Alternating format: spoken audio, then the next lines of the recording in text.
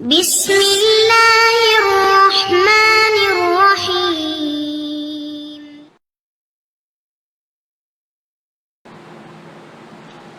அஸ்ஸலாமு அலைக்கும் வரஹ்மத்துல்லாஹி வபரகாத்துஹு.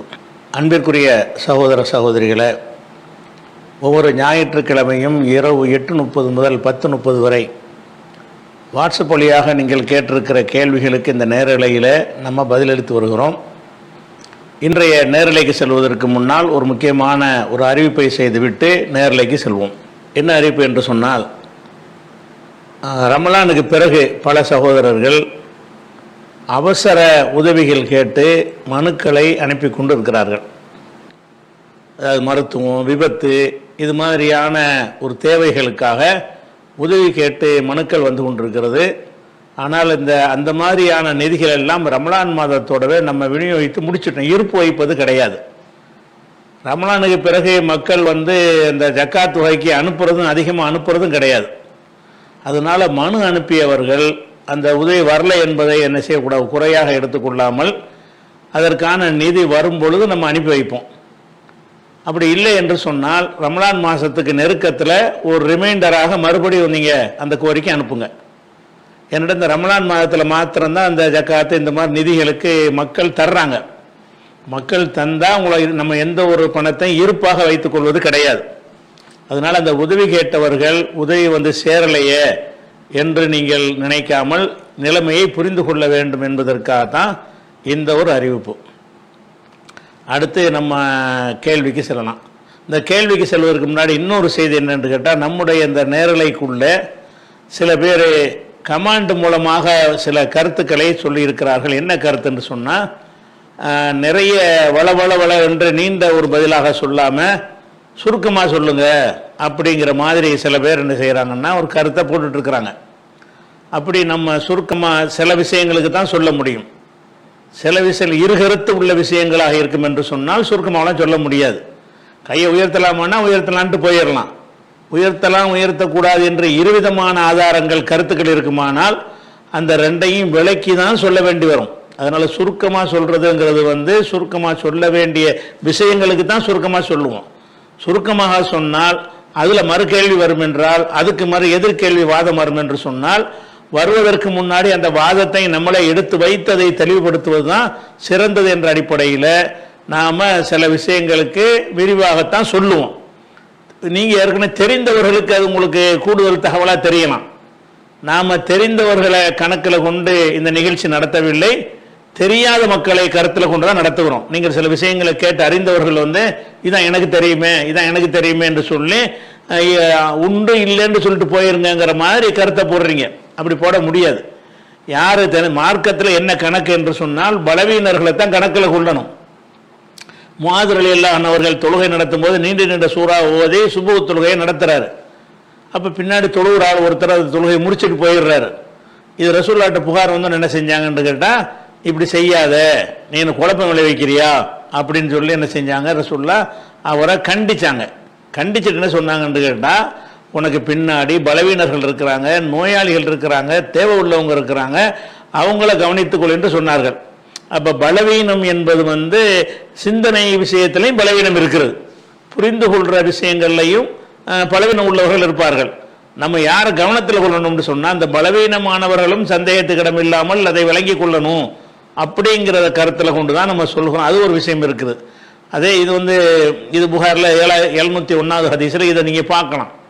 அதே மாதிரி ரசூல் ஸல்லல்லாஹு அலைஹி வஸல்லமுடைய அந்த மக்களுக்கு போதிக்கிற தன்மை பற்றி சொல்லும் பொழுது அனஸ் அறிவிக்கிறாங்க, இதாத்த கல்லமபி கலிமத்தின், ஒரு சொல்லை நபிகள் நாயகம் ஸல்லல்லாஹு அலைஹி வஸல்லம் பேசினார்கள் என்று சொன்னால் ஆதஹா ஸலாசன், அதை 3 தடவை திருப்பி சொல்லுவார்கள். எதற்காகனா ஹத்தா துஃபஹம அன்ஹு, அவர்கள் சொல்வது மக்களால் புரிந்து கொள்ளப்பட வேண்டும் என்பதற்காக வேண்டி, மக்கள் தெளிவாக விளங்கணுங்கிறதுக்காக வேண்டி. ஒருக்கா சொல்லும் போது சரியாக புரியலைன்னு சொன்னால் இன்னொருக்காவும் சொல்லுவாங்க. அப்படின்னு இருக்கும் பொழுது நீங்கள் ஏன் சுருக்கமாக சொல்ல மாட்டேங்கிறீங்கன்னு ரசூலுல்லாஹ்ட்ட போய் கேட்க முடியுமா?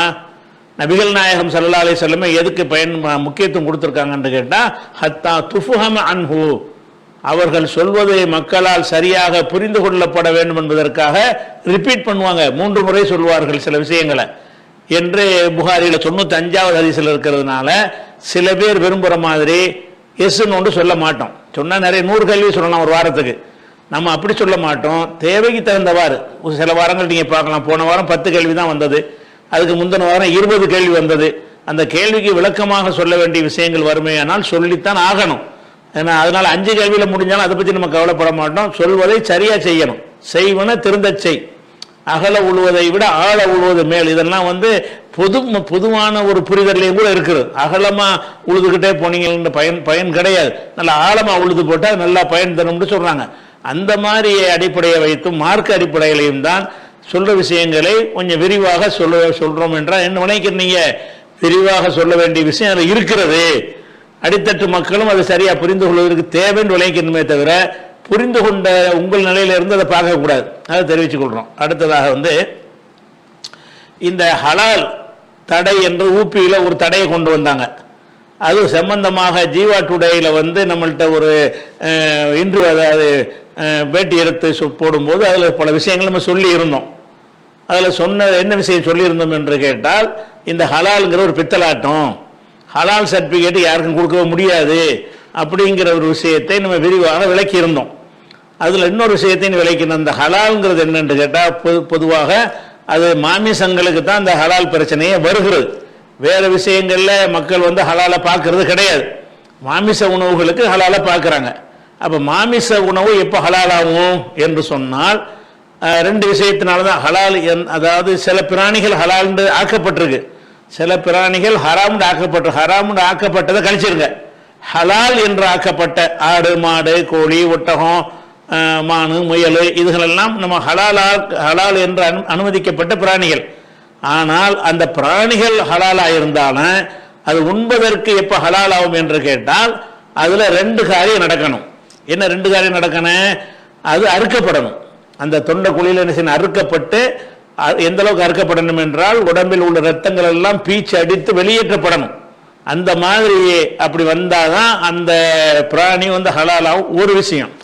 2வது விஷயம், அப்படி அறுக்கிற நேரத்தில் பிஸ்மில்லாஹி என்றோ பிஸ்மில்லாஹி அல்லாஹ் அக்பர் என்றோ சொல்லி தான் அறுக்கணும். பிஸ்மில்லா சொல்லாம கரெக்டா அறுக்கிறாரு, பிஸ்மில்லா சொல்லல, அப்படிப்பட்ட ஒரு அறுப்பு நடந்திருக்குமே ஆனால் அது ஹலால் ஆகாது. இதுதான் ஹலாலுடைய முக்கியமான அளவுகோல்.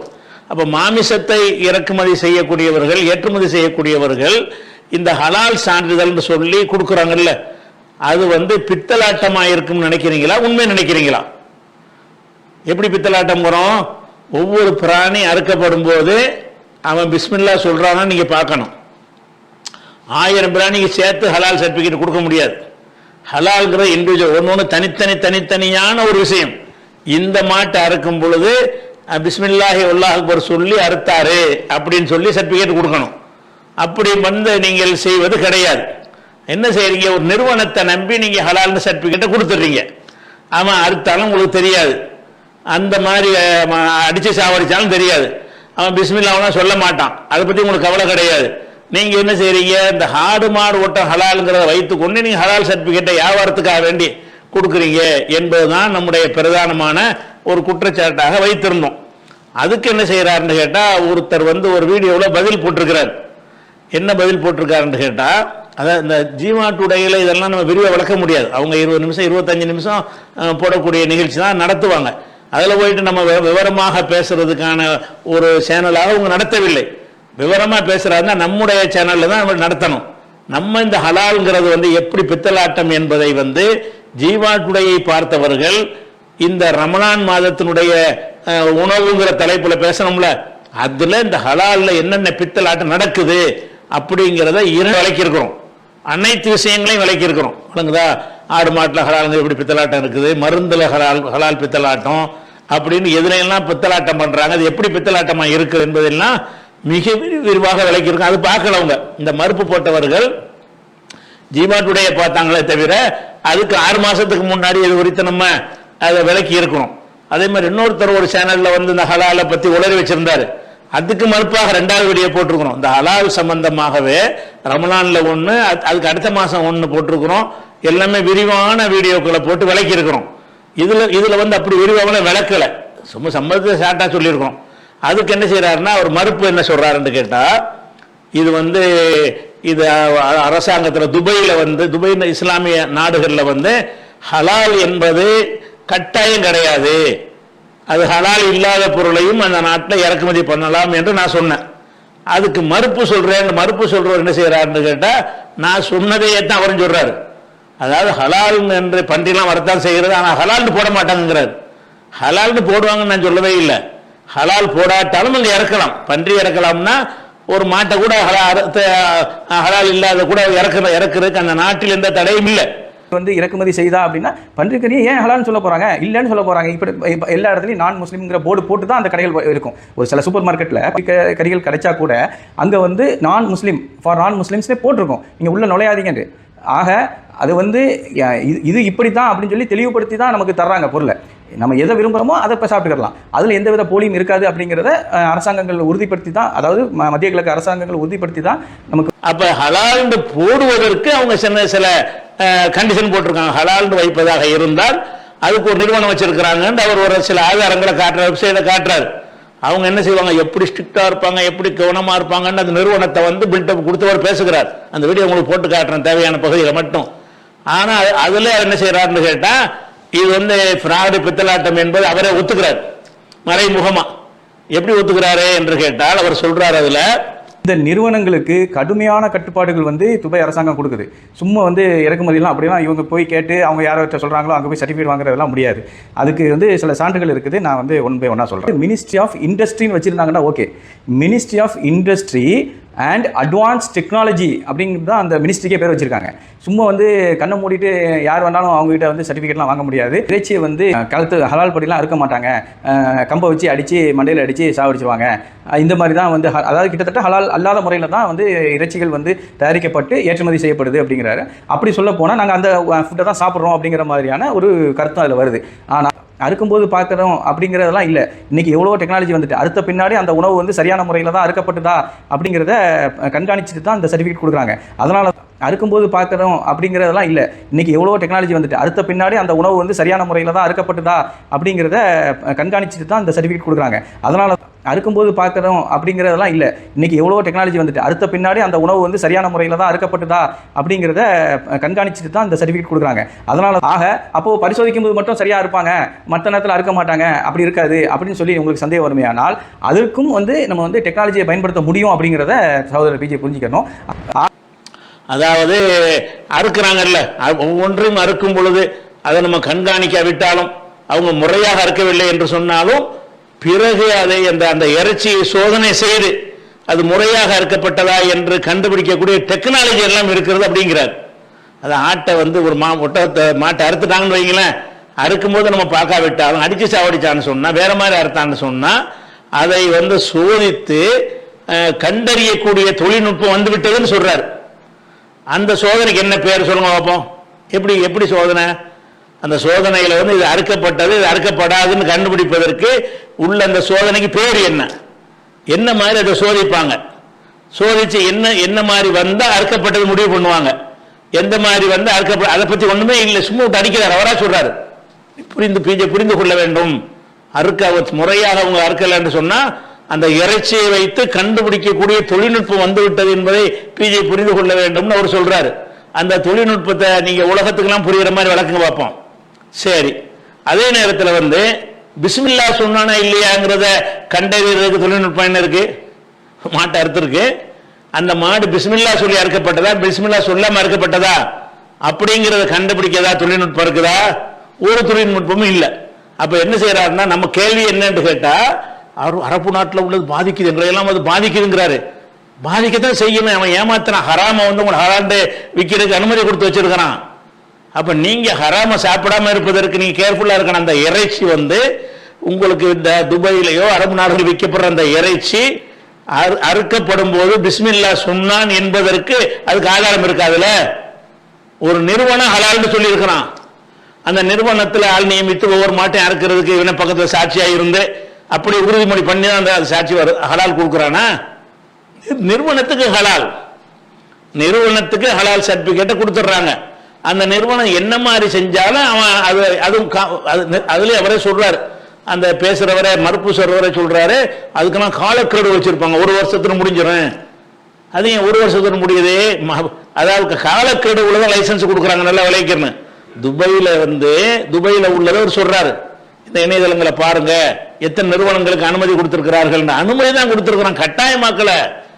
ஏன்னா யாராவது நான் ஹலால் சர்டிபிகேட் நான் கொடுக்கணும்னு சொன்னா அந்த நிறுவனத்தை பரிசீலனை பண்ணி அவன் பர்மிஷன் கொடுக்கறானே தவிர ஹலாலா இருந்தா மட்டும்தான் இறக்கணும் என்று எந்த சட்டமும் இல்லை. ஆனா ஹலால்னு போட்டலாமான்னு கேட்டா அந்த நிறுவனத்துடைய ஹலால் சர்டிபிகேட்டை துபாய் ஏத்துக்கிறாங்கிறீங்க. சரி, ஏத்துக்கிறான். அந்த துபாயில உள்ள அந்த கவர்மெண்ட் ரொம்ப ஸ்ட்ரிக்டா இருப்பான் அப்படி இருப்பாங்கிறீங்களே, அந்த ஸ்ட்ரிக்டா இருக்கிற கவர்மெண்ட் பிஸ்மில்லா சொல்லி அர்த்தானா என்பதை கண்டறிகிறதுக்கு அந்த ஸ்ட்ரிக்டான ரூல் என்ன வச்சிருக்கான் சொல்லுங்க பார்ப்போம். ஒரு ரூலும் கிடையாது. அப்ப உண்மை அதுதான். உண்மை இங்கிருந்து இறக்கப்படுற இறைச்சியல் பிஸ்மில்லா சொல்லி அறுக்கப்படுவது கிடையவே கிடையவே கிடையாது. அதை ஹலாலுங்கிறாங்க. அப்ப நீ அல்லாஹ் ஹராமாக்குனதை வருமானத்துக்காக வேண்டி நீங்க ஹலால்னு கொடுக்குறீங்க. அது ஜம்மியத்துல் உலமா தான் கொடுக்குறதுன்னு வேற சொல்லிக்கிறாரு. ஜம்மியத்துல் உலமா கொடுக்குற எங்களுக்கு தெரியும். அந்த 5 நிறுவனம் நான் சொல்லும்போது அதுல ஒண்ணு ஜம்மியத்துல் உலமான்னு எனக்கு தெரியும். நம்ம அதையெல்லாம் அங்க சொல்லல. ஒரு நிறுவனத்தை நம்ம ஆக்கி சொல்ல வேணாமே அப்படிங்கிறதுக்காக வேண்டி ஜம்மியத்துல் உலமாவும் திட்டு போயிடுவோம், அவ்வளவுதான் நான் சொல்லுவேன். ஜம்மியத்துல் உலமா கொடுத்தான்னா அறுக்கப்படுறதுக்கு சாட்சி தேவையில்லையா, பார்க்க தேவையில்லையா? ஜம்மியத்துல் உலமா கொடுக்குறான்னு பார்க்கறத விட எப்படி ஜம்மியத்துல் உலமாவும் கொடுக்குறான், வேற சில நிறுவனங்களும் கொடுக்கிறார்கள். என்ன மாதிரி நீ கொடுக்குற? இது ஹலால் சர்டிபிகேட் கொடுக்கிறவன் என்ன மாதிரி கொடுக்குறன்னு கேட்டா ஒவ்வொரு மாட்டையும் இவன் ஒரு ஆளை நியமிக்கணும். இந்த ஹலால் சர்டிபிகேட் கொடுக்கக்கூடிய நிறுவனங்கள் அவர்களை ஒரு ஆளுமை அங்க நியமிக்கணும். அவங்க ஒவ்வொரு மாட்டையும் அறுக்கிறத பார்க்கணும், அவளையும் கண்காணிக்கணும். இப்படி கண்காணித்து எங்க முன்னிலையில் தான் அது அறுக்கப்படுகிறதுன்னு சொல்லி நீ சர்டிபிகேட் கொடுத்தியா? இல்ல, காலக்கெடு போட்டு கொடுக்கணும். உனக்கு 1 மாசத்துக்கு ஹலால் சர்டிபிகேட், 1 மாசத்துக்கு என்ன இலவசம் ஹலால். அப்ப இதான் ஹலாலா? ஹலாலுங்கிற நீ என்ன பாக்குறீங்கன்னா முதல் கண்டிஷன் பிஸ்மில்லாஹி வல்லாஹு அக்பர் சொல்லி அறுக்கணும். சொல்லி அறுத்தாங்கிறதுக்கு என்ன ஏற்பாடாவது எவனுடைய ஹலால் சர்டிபிகேட்லாம் இருக்குதா? அப்ப ஏன்டா உங்களுக்கு தெரியாத ஒண்ணு ஏன்டா ஹலாலுங்கிறீங்க? ஹலால் சர்டிபிகேட் நீ கொடுக்கணும். முதல்ல அறிய வேண்டியது என்ன? அல்லாஹ்வுடைய பேரை சொல்லி அறுத்தானான்னு தானே பார்க்கணும். அப்ப அல்லாஹ்வுடைய பேரை சொல்லி அறுத்தானான்னு பார்க்காம என்ன செய்யறாங்க? ஹலால் சர்டிபிகேட் கொடுக்கறாங்க என்று சொல்றோம். துபாய் இப்படிப்பட்ட அரசாங்கம், துபாய் இப்படிப்பட்ட விளக்கான அரசாங்கம்னு பேசினா அசிங்கமா போயிடும். விளங்குதா? ரொம்ப கண்டிஷனா இருப்பாங்க, எல்லாம் கண்டிஷனா இருப்பான். தரக்கட்டுப்பாடுல வேண்டா இருப்பான். ஹலால் விஷயத்துல கரெக்டா இருப்பானா? அவனுக்கு மார்க்க பேணுதல் விஷயத்தை பேணக்கூடிய ஒரு நாடாவே இல்ல. இஸ்லாமிய அடிப்படையில் நாசமாக்கி மேற்கத்திய கலாச்சாரத்துல பூந்து விளையாடக்கூடிய ஒரு நாட்டில் உள்ளவனுக்கு என்ன மார்க்கப்பட்டு இருக்கு? அவன் வேற வேற சோதனை கிருமி இருக்கா அது இருக்கான்னு அந்த விஷயங்களை சோதிக்கிறதுல வேணா தரக்கட்டுப்பாடு வச்சிருக்கலாம். அது எத்தனை ஐரோப்பிய நாடுகள்லையும் இருக்கிறது. மார்க்க பேணுதல் உள்ளவனாக அவன் இருந்தானே, ஆனால் இதை கொடுத்திருக்க மாட்டான். அதே மாதிரி இந்த ஜம்மியத்துல் உலமாவுக்கு மார்க்க பேணுதல் இருக்கும் என்று சொன்னால் காசுக்காக இந்த சர்டிபிகேட் கொடுக்கக்கூடிய ஜம்மியத்துல் உலமாவா இருந்தாலும் சரி, வேறு எவனா இருந்தாலும் சரி, நீ எப்படி இதை கொடுத்தாய்? ஒரு நிறுவனத்துக்கு இந்த நிறுவனம் இறைச்சி அறுக்கக்கூடிய இறைச்சிகள் ஹலால்னு சொல்லி ஒரு நிறுவனத்துக்கு நீ எப்படி கொடுப்ப? அந்த நிறுவனத்திற்கு ஹலால் சர்டிபிகேட் கொடுக்கணுமா? குறிப்பிட்ட ஒவ்வொரு மாட்டுக்கும் கொடுக்கணுமா? ஒவ்வொரு மாடும் தனித்தனியான பொருளா கூட்டா உள்ள பொருளா? தனித்தனியான ஒன்று தானே. ஒவ்வொன்றுக்கும் அது சொல்லணுமா? இல்ல 10 மாடு இருக்கு, 9 மாடுக்கு பிஸ்மில்லா சொன்னா ஒரு மாட்டுக்கு சொல்லணும்னா அது ஹராம் ஆயிரும்ல. அப்ப எல்லா ஒவ்வொரு மாடுகள்லையும் அது பேணப்படணும். அப்படி இருக்கும்போது பேணப்படுவது இல்லை என்னும் பொழுது அங்க உள்ள முஸ்லிம் மக்களை நம்பி ஏமாத்தி வியாபாரம் பண்றதுக்கு தானே இந்த சர்டிபிகேட்டை நீங்க அந்த நிறுவனங்கள் கொடுக்குறாங்க. சம்பாதிக்கிறது தானே கொடுக்குறீங்க, ஹராம தானே கொடுக்குறீங்க. உங்களுக்கு அது கார்பரேட் வருமானது. ஹலால் சர்டிபிகேட் மூலமாக பல கோடிகள் சம்பாதிக்கக்கூடியவர்களாக அவங்க இருக்கிறாங்க. அந்த கோடிகள் புரளுகிற காரணத்தினால யோகி தீவிரவாதத்துக்கு பயன்படுதுன்னு சொல்ற அளவுக்கு பணம் குவியுது. ஆனா தீவிரவாதத்துக்கு கொடுக்குறாங்க என்பது நானே மறுத்தான் பேசியிருக்கேன். வழங்குதா? அது அப்படி இந்த நிறுவனத்துக்கு மேல ஒரு பகை இருந்து அதை சேர்த்து சொல்லியிருக்கலாம். ஆமா, தீவிரவாதத்தான் செயல்படுறாங்கன்னு சொல்லி அது இல்லைன்னு நம்மளே மறுத்திருக்கிறோம். அப்ப ஆனா இதுல முக்கியமா அவர் என்ன வாதம் வைக்கிறார் கேட்டா, அப்படியே அவர்கள் அவர் நிரூபிக்கையே இல்லை. அவருக்கு என்ன சொல்றாரு? அப்படியே உங்க முறைப்படி அறுக்காமல் இருந்தாலும் அந்த இறைச்சியை வைத்து கண்டுபிடிக்கக்கூடிய தொழில்நுட்பங்கள்லாம் வந்து விட்டதுன்னு சொல்றாருல, அங்கதான் கள்ளத்தனம் இருக்குது. இது பொய் தானே? என்ன தொழில்நுட்பம் இப்படி இருக்கிறது? ஒரு இறைச்சி அறுக்கப்பட்டது சோதனையில அதுல என்னென்ன கலந்திருக்குன்னு காட்டமே தவிர அதுல என்னென்ன மாதிரி அவன் அறுத்தாங்கிறது தெரியுமா? அது பிஸ்மில்லா சொன்னாங்கிறது அதுல தெரியுமா? அப்ப அந்த அறுக்கா விட்டாலும் தெரியும்னு சொல்வது என்ன விளங்குதுன்னு கேட்டா, அந்த என்னுடைய அந்த கேள்விக்கு அவங்கள்ட்ட பதில் இல்லை. நீ அறுக்கும்போது பாத்தியா? ஒவ்வொரு மாட்டையும் பார்த்து நீ சாட்சி சொன்னியா? அப்ப எப்படி இந்த ஒட்டுமொத்தமாக ஹலால்னு சொல்றேன்னு ஒரு கேள்வி கேட்டோம்ல, அதுக்கு பதில் என்ன பதில் என்று கேட்டால், அப்படி அவர்கள் செஞ்சாலும் அதை வந்து நம்ம கண்டுபிடிச்சிருவாங்க. அப்ப துபாயில கண்டுபிடிக்கிறாங்கன்னா அது அந்த நிறுவனத்துக்கு பேர் என்ன, அந்த சோதனைக்கு பேர் என்ன, அதெல்லாம் சொல்லு பார்ப்போம். அப்படி ஒன்னே கிடையாது, இயலாது, உலகத்தில் கண்டுபிடிக்க இயலாது. அது இப்படியே ஏதாவது அறுக்கிற முறையை வச்சு கண்டுபிடிச்சா கூட அது பிஸ்மில்லா சொல்லி அறுத்தானா பிஸ்மில்லா சொல்லாம அறுத்தானாங்கிறத கண்டுபிடிக்க இயலுமா? கண்டுபிடிக்க இயலாது. அப்ப எதை வச்சு நீ ஹலால் சர்டிஃபிகேட் கொடுத்த? ஒன்று கண்டுபிடிக்க என்றால் கூட நீ கொடுக்க ஒத்துக்கலாம், பிறகு நான் கண்டுபிடிச்சிட்டோம் அப்படின்னு சொல்லிட்டு. நீ வந்து அப்படியும் பண்ணவே இல்லை. அப்ப அந்த ஹலால் சர்டிஃபிகேட்டுங்கிறது எப்படி கொடுக்குறாங்கன்னு கேட்டா, ஒரு நிறுவனத்தை மையப்படுத்தி கொடுக்குறாங்க. அந்த நிறுவனம் எதை ஏற்றுமதி பண்ணாலும் அது ஹலால் தான். அந்த நம்பரை போட்டுக்கிடுவான், எவ்வளவு நாளைக்கு நிர்ணயிச்சு கொடுக்குறாங்களோ அவ்வளவு நாளைக்கு, ஒரு மாசத்துக்கு போட்டுக்க, அடுத்த மாசத்துக்கு கொடுக்க பணம் கட்டி மறுபடியும் சர்டிபிகேட் வாங்கணும், அல்ல ஒரு வருஷத்துக்கு போட்டுக்க. இப்படி ஒரு காலக்கெடுவோட கொடுத்தாலே கள்ளத்தனம் தானே அது. பொருளுக்கு கொடுப்பா, அது என்ன காலக்கெடு போட்டு கொடுக்குறப்ப அந்த ஒரு வருஷத்துல என்ன ஒன்னாலும் செய்யலாம்ல. அதனால மத்திய கிழக்கு இஸ்லாமிய நாடுகளில் வாழக்கூடியவர்கள் இந்த ஹலால்னு போட்டிருக்கிறத நம்பி நீங்க சாப்பிட ஹராம். அது ஹலால் விற்கப்படுற துபாயில் விற்கிற இறைச்சியா இருந்தாலும் சரி, ஹலால் என்ற சீல் வச்சிருந்தாலும் சரி, ஃப்ரெஷ்ஷா அறுத்து கொண்டாந்து அங்க தர்றாங்கல்ல, அந்த மாதிரி கடைகளில் விற்கிறது ஹலாலான அறுத்தான் கொண்டு வருவாங்க. அது இல்லாம இறக்குமதி செய்யப்பட்ட விஷயத்துக்கு ஹலால்னு குத்திருப்பானேயானால் அது காசு வாங்கி கொண்டு ஹராம் என்று தெரிந்து கொண்டு ஹலால் என்று சர்டிபிகேட்டோட வர்ற உணவு தானே தவிர அது ஹலால் கிடையவே கிடையாது, சாப்பிடக்கூடாது, ஹராம் தான் அது. ஏன்னா அல்லாஹ் குர்ஆன் மூலம் ஹராமாக்கி இருக்கிறான். ஒமா உஹில்ல லிஸ்முல்லாஹி அலைஹி, அல்லாஹ்வுடைய பேர் எதுல கூறப்பட்டது அதை மட்டும் சாப்பிடுங்கிறான் அல்லாஹ். சாப்பிடுற கண்டிஷன் என்னது? மிம்மா துக்கிர இஸ்முல்லாஹி அலைஹி, அதன் மீது அல்லாஹ்வுடைய பெயர் கூறிப்பட்டு அறுக்கப்பட்டாலே தவிர நீங்க சாப்பிடக்கூடாது. அப்படிங்கும் போது முதல் கண்டிஷனே எந்த இறைச்சிலையும் கிடையாது. நேரடியாக அங்க உள்ள கசாப் கடையில் அறுக்கிறான அந்த இஸ்லாமிய நாடுகள்ல அதுக்கு வேண்டாம், அந்த பிஸ்மில்லா சொல்லி அறுக்கலாம், நம்ம நேரடியா பார்க்கலாம், வெளிப்படையா வச்சு செய்யறான். அதை தவிர மற்றதுக்கெல்லாம் இதை பெரும்பாலும் காபிரான நிறுவனங்கள் தான் இதை ஏற்றுமதியெல்லாம் பண்றாங்க. அவனுக்கு பிஸ்மில்லா விளவுந்திர காசு தான், காசு வாங்கிட்டு தான் சர்டிபிகேட்லாம் கொடுக்குறாங்க. அப்படிங்கிற ஒரு விஷயத்தை சொல்லிட்டோம். அது மாதிரி லட்சத்தீவுலாம் அந்த மாதிரி அவனே கூட தடுத்து வச்சிருக்கான். அதுக்கு என்ன செய்யறாரு? லட்சத்தீவுலாம் தடுத்ததுக்கு எந்த ஒரு ப்ரூஃபும் கிடையாதுன்னு உனக்கு சொல்றாரு. சொல்லிவிட்டு அடுத்த ஒரு நிமிஷத்துல அதுக்கு ஏன் தடுத்திருக்கிறான் என்ற நம்ம காரணம் கேட்கும் பொழுது அவங்க இப்படி ஒரு காரணம் சொல்றாங்க. முதல் தடுக்கிறது இது நெட்ல சர்ச் பண்ணி பார்க்கும்போது there is no evidence அப்படின்னு தான் வருது. அதாவது ஹலால் சர்டிஃபிகேஷன் அங்கே பேன் பண்ணப்பட்டதுக்கான எந்த எவிடன்ஸ் இல்லை. ஆனால் அங்கே ஒரு சர்ச்சை அந்த யூனியன் பிரதேச நிர்வாகம் என்ன சொல்லியிருக்குது தடை பண்ணதுக்கு காரணம் அப்படின்னு சொன்னால், எங்களுக்கு அது லாபகரமாக இல்லை. அது அவங்க மீட்டு மட்டும் தடை பண்ணலை, டைரி ப்ராடக்ட்டையும் தடை பண்ணி, ஃபார்ம்ஸையும் தடை பண்ணியிருக்காங்க, அந்த டைரி பண்ணைகள் பால் பண்ணைகளையும் தடை பண்ணியிருக்காங்க. கேட்டால் அது நிர்வாக ரீதியாக எங்களுக்கு அது லாபகரமானதா இல்லை அப்படின்னு சொல்லியிருக்காங்க. இல்லைங்கிறாரு, ப்ரூஃப் இல்லைங்கிறாரு. அப்புறம் ஏன் அவர்கள் தடை செய்திருக்கிறார்கள் என்று கேட்டால், கமர்ஷியலாக எங்களுக்கு லாபம் இல்லை, அதனால அரசாங்கத்துக்கு வருமானம் இல்லை, அதனால இந்த ஹலாலுங்கிற விஷயத்தை நாங்கள் தடை செஞ்சு வச்சிருக்கிறோம், எங்களுக்கு கமர்ஷியலாக வருமானம் வரணும் அப்படின்னு அவர்கள் சொல்லுகிறார்கள் வேற சொல்றாரு. முரண்பாடு. நீங்கள் அவன் வீடியோ போட்டவர்கள் சொல்றேன், நீங்களும் சாப்பிட்டு ஹராம சாப்பிட்டு பாவி ஆயிராதீங்க, அடுத்தவனை ஹராம சாப்பிட வைக்காதீங்க. நீங்க ஹலால்னு சொல்வதாயிருந்தால் இந்த அல்லாஹ்வுடைய வசனத்தின்படி தான் ஹலால் ஆக்கணும். அல்லாஹ்வின் பெயர் கூறப்படணுங்கிறது கண்டிஷன், அறுக்கப்படணுங்கிற ஒரு கண்டிஷன். அப்ப அறுத்தலும் அல்லாஹ்வுடைய பெயர் கூறப்படுதலும் ஒவ்வொரு பிராணிகளையும் நிகழ்ந்தா மட்டும்தான் அது ஹலால். அதை நீங்க நம்பி அவன் செய்யறான்னு மக்களா நம்பி எடுத்துட்டு போனாங்கன்னா எந்த ஒரு அது அவங்களுக்கு அல்லாஹ்வுக்கு விஷயமா போயிடும். நீங்க ஒரு நிறுவனப்படுத்தி நீங்க இதுக்கு பொறுப்பேற்று கொண்டு அவன் அறுக்கலன்னு தெரிஞ்சுக்கிட்டு ஹலால்ங்கிறீங்க. அடுத்து என்ன செய்யறாரு? ஹலால்னா அந்த இறைச்சி மட்டும் போய் நினைச்சிட்டு இருக்கிறாரு. எத்தனை விஷயங்களுக்கு ஹலால் இருக்கு, அது ஜீவா கூட கேட்டாரு, அது பதில் சொல்லாம நழுவிட்டாருன்னு சொல்றாரு. எத்தனை நான் ஏற்கனவே உள்ள வீடியோல விரிவாக விளக்கி இருக்கேன், எல்லாமே தெரியும். மருந்துக்கு ஹலால் சர்டிஃபிகேட் கொடுக்குறாங்களாம். மருந்து ஹராமே கிடையாதுப்பா, ஹராமை மருத்துவம் செய்யலாம், மருந்துக்கு என்ன ஹலாலு? மருத்துவத்துக்கு ஹராமான வகைகளை யூஸ் பண்ணலாம் இருக்கும்போது அதுக்கு நீ ஹலால் சர்டிஃபிகேட் கொடுக்குற? மருத்துவத்துக்கும் கொடுக்குறாங்களா? மருந்துகளுக்கும் நாங்கள் ஹலால் கொடுக்குறோம், மருந்துக்கு நீ ஹலால் கொடுக்க தேவையில்லையே, அல்ல அப்படி சொல்லவே இல்லையே. அந்த ஹராமாக்குற வசனத்தில் நிர்பந்தத்திற்கு ஆளானால் கிடையாதுன்னு சொல்றான்ல, அந்த நிர்பந்தத்தில் முக்கியமான நிர்பந்தம் மருத்துவம் தானே வரும். அப்ப மருத்துவத்துக்கு அல்லாஹ் அதுல என்ன கலந்திருக்குன்னு பார்க்க தேவையில்லைன்னு சொல்லி இந்த மார்க்க நமக்கு சலுகை தந்திருக்கிறது. அதுலயும் நாங்க ஹலால் சர்டிஃபிகேட் கொடுக்கிறோம்ங்கிறார்.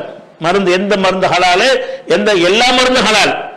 அதான் இஸ்லாத்தின் நிலைப்பாடு. என்ன மருந்து என்பது உயிர் காக்கிற ஒரு நோய் நீக்கிற ஒரு அவசியத்துக்கு உள்ள ஒரு விஷயம். அவசியத்துக்குள்ள விஷயமா இருக்கும் பொழுது அது ஹராமானதா இருந்தாலும் சாதாரண நேரத்தில் அது மருத்துவத்துக்கு வராது. அதுலையும் கொடுக்கணும் வேற பெருமையா சொல்லிக்கிறார். அதுலையும் கொடுக்கவே கூடாது, தேவையே இல்லை. மருத்துவத்தை நீ என்ன மருத்துவம் சொல்ற? மருத்துவம்னு சொன்னா அது என்ன நீங்க பார்க்க தேவையில்லை. நாங்கள் எல்லா மருந்துலையுமே கேடு இருக்கத்தான் செய்கிறது. அதை பத்தி ரமலான்ல உணவுங்கிற தலைப்பில் விரிவா பேசியிருக்கிறோம். மருத்துவ நிர்பந்தத்துக்காக மருத்துவம் செய்யலாமா, ஹராமானதை கொண்டு மருத்துவம் செய்யலாமான்னு சொல்லி அதையும் விரிவா விளக்கி இருக்கிறோம். இந்த உணவு சம்பந்தப்பட்ட எல்லாமே ஒரு மாசம் தலைப்படுத்தி நான் பேசியிருக்கிறேன். மருந்துக்கு ஹலால் சர்டிபிகேட் உள்ள பிஜிக்கு தெரியல சொல்லாம நழுவிட்டாருங்கிறார். அடுத்து இன்னொரு விஷயத்தை நம்ம இந்த கூடுதல் தகவலுக்கு சொல்லிக்கிறேன். நம்ம இந்தியாவில் அதாவது தர்கா வழிபாடு செய்யக்கூடிய ஒரு முஸ்லீம்களும் இருக்கிறார்கள். அவங்களும் சரி பாதிக்கு மேலே இருக்கிறாங்க. அதெல்லாம் கூடாதுன்னு சொல்லக்கூடிய முஸ்லீம்களும் இருக்கிறாங்க. இந்த தர்கா வழிபாடு செய்யலாம்ன்ற கருத்தில் உள்ளவங்கள பரேலவிகள்பாங்க. அந்த பரேலவிகளுக்கு ஊப்பியில் பரேலிங்கிற ஒரு இடத்துல பெரிய மதரசா ஒன்று இருக்கிறது. அவங்களுக்கு ஒரு தலைமை இருக்கிறது. அதுக்கு இந்த கொள்கையை இந்தியாவில் விதைச்சவர் ஆலா ஹசரத்னு சொல்லி அவருக்கு ஒரு தர்காவெல்லாம் கட்டியிருக்கிறாங்க. அந்த பரேலவியுடைய ஜமாத்துடைய அகில இந்திய தலைமை என்ன சொல்றாங்கன்னு கேட்டா, இந்த ஊப்பியில் இந்த ஹலால் சர்டிபிகேட் தடை செஞ்சதை வரவேற்கிறோங்கிறாங்க. ஏன் வரவேற்கிறோம்னா அப்படி கள்ளவங்களும் பொய் சொல்றாங்க, எல்லாம் ஹலாலுங்கிற சர்டிபிகேட் புறமா பொய். அதனால அவங்க வரவேற்கிற ஒரு சரிபாதி முஸ்லீம்களுடைய அவங்க சொன்ன நம்ம ஏத்துக்கிற தேவையில்லை. ஆனால் சரியான சொன்னா ஏத்துக்கிற தானே செய்யணும். ஹலால் எதை வச்சு ஹலால் மார்க்கப்படி ஹலால் கொடுத்தியா, அது தொழிலாத்தான் நடத்திக்கிட்டு இருக்கிறேன்னு சொல்லிட்டு அவங்க இந்த தர்கா வழிபாட்டு ஜமாத்துக்காரங்க பூரா என்ன செய்யறாங்க, இது ஊப்பியில யோகி கொண்டு சரின்னு சொல்றவுக்கு சொல்றாங்கன்னு சொன்னா இந்த ஹலால்ல எவ்வளவு பித்தலாட்டம் நடக்குன்னு தெரிஞ்சுக்கிறங்க. அதனால இவனை ஹலால் சர்டிபிகேட் கொடுத்த நம்பிலாம் எதையும் சாப்பிட்றாதீங்க. ஹலால்ங்கிறது அறுக்கும் போது அந்த முதல்ல இந்த பிராணி ஹலாலா இருக்கணும் ஒண்ணு, ரெண்டாவது அது அறுக்கப்படணும் முறையாக, மூணாவது பிஸ்மில்லா சொல்ல வேண்டும். இந்த முறை இல்லாமல் உள்ள எதுவுமே ஹலால் கிடையாதுன்னு சொல்லும் பொழுது அப்படி இல்லாத ஒன்றுக்கு இவன் எப்படி ஹலால்னு கொடுக்குறான் என்பது பெரிய பயங்கரமான குற்றம் செஞ்சுக்கிட்டு இருக்கிறாங்க இவங்க. இந்த வீடியோ போடக்கூடிய ஆட்களா இருந்தாலும் சரி, அந்த தொழிலா செய்யற ஆட்களா இருந்தாலும் சரி, ஹலால் இல்லைன்னு தெரிஞ்சுக்கிட்டு ஹலால்னு என்ன செய்யறாங்க, சர்டிபிகேட் கொடுத்து அதை வாங்கி சாப்பிட வைக்கிற அவனை அந்த குற்றம் அவங்களுக்கு சேரும். இந்த ஹராமா சாப்பிட்ட மக்களுடைய பாவம் எல்லாம் இவர்களுக்கு தான் சேர்ந்த காசு ஆசை, உலகத்தில் சம்பாதிக்கிற ஆசை அவர்களை மதிமயக்கி இருக்கிறது என்பது அதில் உள்ள ஒரு விஷயம் என்று சொல்லிக் கொடுக்கிறேன். அடுத்ததாக ஒருத்தர் வீடியோ பயான் அனுப்பியிருக்கிறார். இவர் பயானில் கூறுற அனைத்தும் உண்மையா அப்படின்னு கேட்கிறார். அது என்ன கேட்கிறாருன்னா, முதலாவது அந்த பயானில் ஒரு 3 செய்தி சொல்லப்படுகிறது. ஒரு விஷயம் என்னன்னு கேட்டா, நபா அபனை ஆதம பில் ஹக் இது கர்ரபா குர்பானன் ஃபதகுப்பில மின் அஹதிஹிமா வலம் யுதகப்பல் மினல் ஆகர். நபியே, ஆதமுடைய 2 குமாரர்கள் உண்மை வரலாற்றை நீர் அவர்களுக்கு ஓதி காண்பிக்கும். ஒவ்வொருவரும் குர்பானி கொடுத்த போது ஒருவருடைய குர்பானி ஏற்றுக்கொள்ளப்பட்டது, மற்றவரிடமிருந்து அது ஏற்றுக்கொள்ளப்படவில்லை என்று அல்லாஹு தஆலா ஆதிபிதா ஆதம் அலைஹிஸ்ஸலாம் அவர்களுடைய மூத்த குடிமக்கள் என்று சொல்லக்கூடிய அவருடைய முன்னோர்கள், அவர்களுடைய ஆரம்ப பிள்ளைகள் முதலிலே ஆபில் காபில் இருவர்கள் கொடுத்த இந்த குர்பானியுடைய வரலாற்றை அல்லாஹு தஆலா இந்த சூரத்துல் மாயிதா என்ற அத்தியாயத்திலே சொல்லி காட்டுகின்றான். உலகத்தில் நடைபெற்ற அமல்களிலேயே முதல் தொழுகையை பற்றிய அமல்கள் நமக்கு வரலாற்றில் கிடைக்கவில்லை, முதல் நோன்பினுடைய அமல்கள் வரலாற்றில் கிடைக்கவில்லை. மாறாக அல்லாஹு தஆலா ஆதிபிதா ஆதம் அலைஹிஸ்ஸலாமுடைய பிள்ளைகள் என்று சொல்லக்கூடிய மூத்த குடிமக்களான ஆபில் காபில் இருவர்கள் கொடுத்த குர்பானியை பற்றி அல்லாஹு தஆலா இது கர்ரபா குர்பானன், இருவரும் இறைவனை நெருங்குவதற்காக குர்பானி கொடுத்தார்கள். மின் அஹதிஹி, ஆதம் அலைஹிஸ்ஸலாமுடைய 2 மகன்கள் இருந்தாங்கல்ல, அந்த 2 மகன்கள்ல ஒருத்தருக்கு ஒருத்தர் சண்டை ஒருத்தன் ஒரு ஆளை கொண்டு விட்டார். அதை பத்தி அந்த ஆலிம் பேசும் என்ன செய்யறாருன்னு கேட்டா, அவர் ஒரு குர்பானி கொடுத்தாரு, ஒரு மகன் குர்பானி கொடுத்தாரு, அந்த குர்பானியை அல்லாஹ் ஏத்துக்கிட்டான்.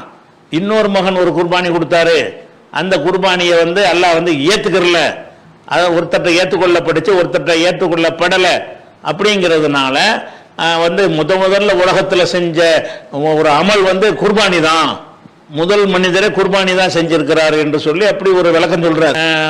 ஒத்துல் அலைஹிம் நப அபனை ஆதம பில் ஹக்கி, ஆதமுடைய 2 மகன்களுடைய செய்தியை மக்களுக்கு சொல்வீராக.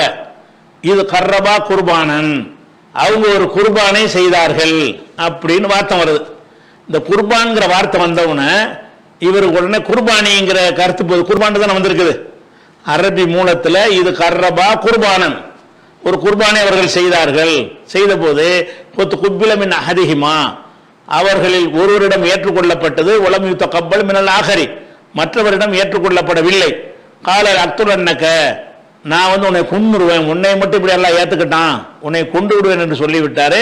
இவர் சொன்னாரு அல்லாஹ் தக்குவா உள்ளாள்கிட்ட தான் ஏத்துக்கிறோம், உன்கிட்ட தக்குவா இல்லை அப்படின்னு இவர் சொன்னார். கடைசியில் அவர் கொண்டு விட்டான்னு வருது. அப்ப இந்த கொலை சம்பவத்தை சொல்லும் பொழுது ஒரு மகன், 2 பேரும் குர்பானி தான் கொடுத்தார்கள்.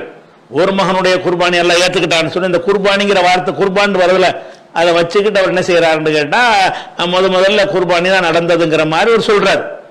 அந்த குர்பான்கிற விஷயத்துக்கு நம்ம எதனால் அவர்கள் சொல்றாருன்னு கேட்டா, மக்கள் மத்தியில நம்ம ஆடு மாடு பெருநாள் தினத்தில் அறுக்கிறோம்ல, அதை குர்பானிங்கிற சொல்லால் நம்ம அழைக்கிறோம்.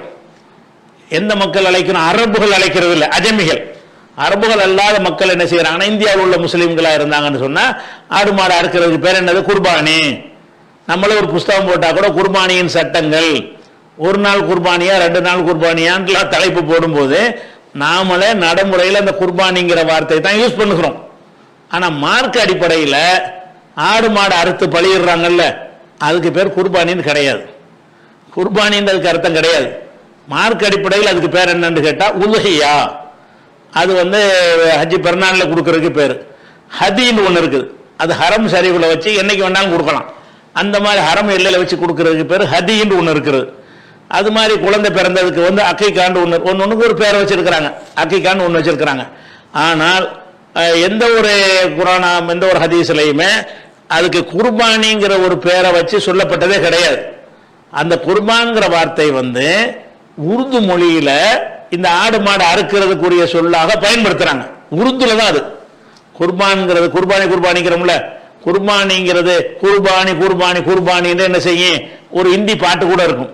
குர்பானிங்கிற அந்த ஒரு சொல்லு உருது மொழியில ஆடு மாடு அறுக்கிறதுக்குள்ள ஒரு சொல்லு. அரபு மொழியில அதுக்குரிய சொல்லு கிடையாது. உருது மொழியில தான் அந்த சொல்லு. அந்த உருது மக்களுடைய தாக்கம் வந்த பிறகு அவன் குர்பானி குர்பானின்னு சொல்றானா, அது மாதிரி நம்மளே என்ன செய்யறோம், அதை நம்மளே அது குர்பானின்னு சொல்றோம். அப்ப நாவூர் அனிபா கூட ஒரு பாட்டு படிக்கும் பொழுது 5000 ஆண்டுகள் முன்னே நடந்தது அரபு நாட்டில் ஒரு தியாகம்னு சொல்லி இந்த இப்ராஹிம் நபி குர்பானி கொடுத்த சம்பவத்தை கொஞ்சம் கட்டுக்கதையெல்லாம் சேர்த்து அவர் ஒரு பாட்டா படிச்சிருப்பாரு. அதுல என்ன செய்வார்னா, தியாகம் என்பதே குர்பான், குர்பான் சொல்லி அதுல கொண்டு வர்றாரு. அருமை மகனார் இஸ்மாயிலை அறுத்தே பலியிட துணிந்தார்னு சொல்லி அந்த பாட்டு வரும் பொழுது தியாகம் என்பதே குர்பான் பர். ஓ, இதுதான் குர்பான் போல இருக்கு, நம்ம ஆடு மாடு அறுக்கிறதுக்கு பேர் நம்ம சொல்லிக்கிறது தப்பு கிடையாது, நம்ம மொழியில உடனே சொல்லிக்கலாம். ஆனா குர்ஆன் ஹதீஸ்ல குர்பான் வந்துச்சுன்னு சொன்னா இந்த அர்த்தம் கொடுக்க கூடாது. அரபு மொழியில உள்ள சொல்லுக்கு அரபு மொழியில அந்த அர்த்தம் இருக்கணும். அப்ப குர்பான்ங்கிற வார்த்தை என்னன்னு கேட்டா, கருபாண்டா நெருங்கினான், குர்பான்டா நெருங்குதல். அப்ப இறைவனுக்கு நெருக்கமான ஒரு வணக்கம் செய்வது. அறுக்கிறது இல்லை, எல்லாத்தையும் குறிக்கும். நீங்க தொழுகையும் குர்பான் தான். எதுக்காக நம்ம தொழுகிறோம்? அல்லாஹ் நெருங்கிறதுக்காக வேண்டி. நோன்பு குர்பான் தான். எதுக்காக நோன்பு வைக்கிறோம்? அல்லாஹ் நெருங்கிறதுக்காக வேண்டி. அதுவும் குர்பான் தான். சுப்ஹானல்லாஹ் அல்ஹம்துலில்லாஹ் தஸ்பீஹ் செய்யறோம், அதுவும் குர்பான் தான். அது அல்லாஹ்வை குர்பான்டா நெருங்குதல். அல்லாஹ்வை நெருங்குதல்ங்கிறது மார்க்கத்தில் அர்த்தமாயிரும். அல்லாஹ்வை நெருங்குதல்ங்கிறது எதை கொண்டு நெருங்க முடியும்?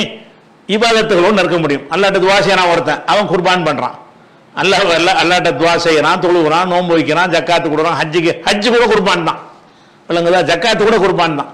அப்ப எந்தெந்த காரியங்களை கொண்டு அல்லாஹ்வை நெருங்க முடியுமோ அதுதான் குர்பானுக்கு அரபு மொழியில் அர்த்தம். அப்ப இந்த ஆதம் அலைஹிஸ்ஸலாமுடைய மகன் குர்பான் ஒரு வணக்கம் செய்தார்னு அதுக்கு அர்த்தமே தவிர அவர் குர்பான் வந்துருச்சா நம்ம நடைமுறையில குர்பானியை எப்படி விளங்கி வச்சிருக்கிறோமா, இந்த கருத்து கொண்டு நுழைக்கிறார். நுழைச்சாரு குர்பானி கொடுத்தாரு பதில கர்ரபா குர்பானன், குர்பான் கொடுத்தான்னு வருது. குர்பான்டா வணக்கம் அர்த்தம், இந்த அர்த்தம் கிடையாது. அது ஒண்ணாச்சு. அது போக இந்த மாதிரி அந்த அர்த்த பலியிடுதல் என்கிற ஒரு விஷயம் துவக்கத்தில் இருந்துச்சு என்பதற்கு எந்த ஆதாரமும் கிடையாது. இல்லைங்கிற வேண்டா சொல்லலாம். ஏன்னா அப்படி ஒரு துவக்கத்தில் அப்படி ஒன்று இருந்துச்சுன்னு சொன்னா இப்ராஹிம் நபியை மகன் அறுக்கிற மாதிரி கொண்டு போய் அப்புறமேல ஆட்டை கொடுத்து அதை அறுக்க சொல்லி அதை வழிமுறையை ஆக்கணுங்கிறான். அப்பதான் ஆக்குறான். அதுக்கு முன்னாடி இந்த மாதிரி பலியிடுதல்ங்கிறது இருக்கலன்னு விளங்குறது. பலியிடுதல் என்பது அது ஒரு வணக்கமாக இருந்தல் என்பது இப்ராஹிம் நபியுடைய வழிமுறையில தான் வருது. அவர் அவருடைய மார்க்கத்தில் இருந்திருக்குமே, ஆனால் அவர் மகனா இருக்கிற மாதிரி கொண்டு போய் காட்டி ஆட்ட இருக்க மாட்டாரு, எடுத்துட்டு போய் ஆட்ட எடுத்துட்டு வந்திருப்பாரு. இந்த ஆட்ட இருக்குதல்ங்கிற ஒரு விஷயம், பலியிடுதல்ங்கிற ஒரு விஷயம், அது சுன்னத்தை இப்ராஹிம் தான். அது தரக்குனா அழகிபில் ஆகரின், இதை பின்வரும் சமுதாயத்திற்கு நம்ம வழிமுறையா விட்டுருக்கிறோம் அல்லாஹ் சொல்லி காட்டுறான். இப்ராஹிம் நபி குர்பானி, அந்த நம்ம குர்பானி தான் வருது. இப்ராஹிம் நபி மகன் அறுத்தார் இல்லையா, அந்த அறுத்ததை பற்றி அல்லாஹ் சொல்லும் பொழுது தரக்குனா அலைஃபுல் ஆகரீன், இதை அவர் பின்வரும் சமுதாயத்திற்கு ஒரு வழிமுறையாக விட்டுருக்கிறோம்ங்கிறான். அப்பதான் குர்பானிங்கிறது வருது. சொல்ல போனா இந்த மிருகங்களை அறுத்து அல்லாவுக்காக பலியிடுதல் என்பது இப்பதான் வருதே தவிர, ஆதியிலிருந்து அப்படி ஒரு வணக்கம் இருந்துச்சுன்னு சொன்னா இப்ராஹிம் நபியும் அதை வரிசையை செஞ்சிருப்பாரு. அப்பதான் புதுசா இப்படி ஒரு வழிமுறையை அல்லாஹ் காட்டி அப்படி சொல்லி தந்திருக்க மாட்டான். அல்லாஹ் சொல்லாமலே என்ன செய்யும், வாழையடி வாழையாகவே அந்த பலி கொடுத்தல்ங்கிற ஒரு வழக்கம் வந்துருச்சுன்னு சொன்னா அவர் நினைஞ்சிருப்பாரு, அந்த துல்ஹஜ் நாள்ல போய் அவர் ஒரு மாட்டை ஆட்டை அறுத்திருப்பாரு.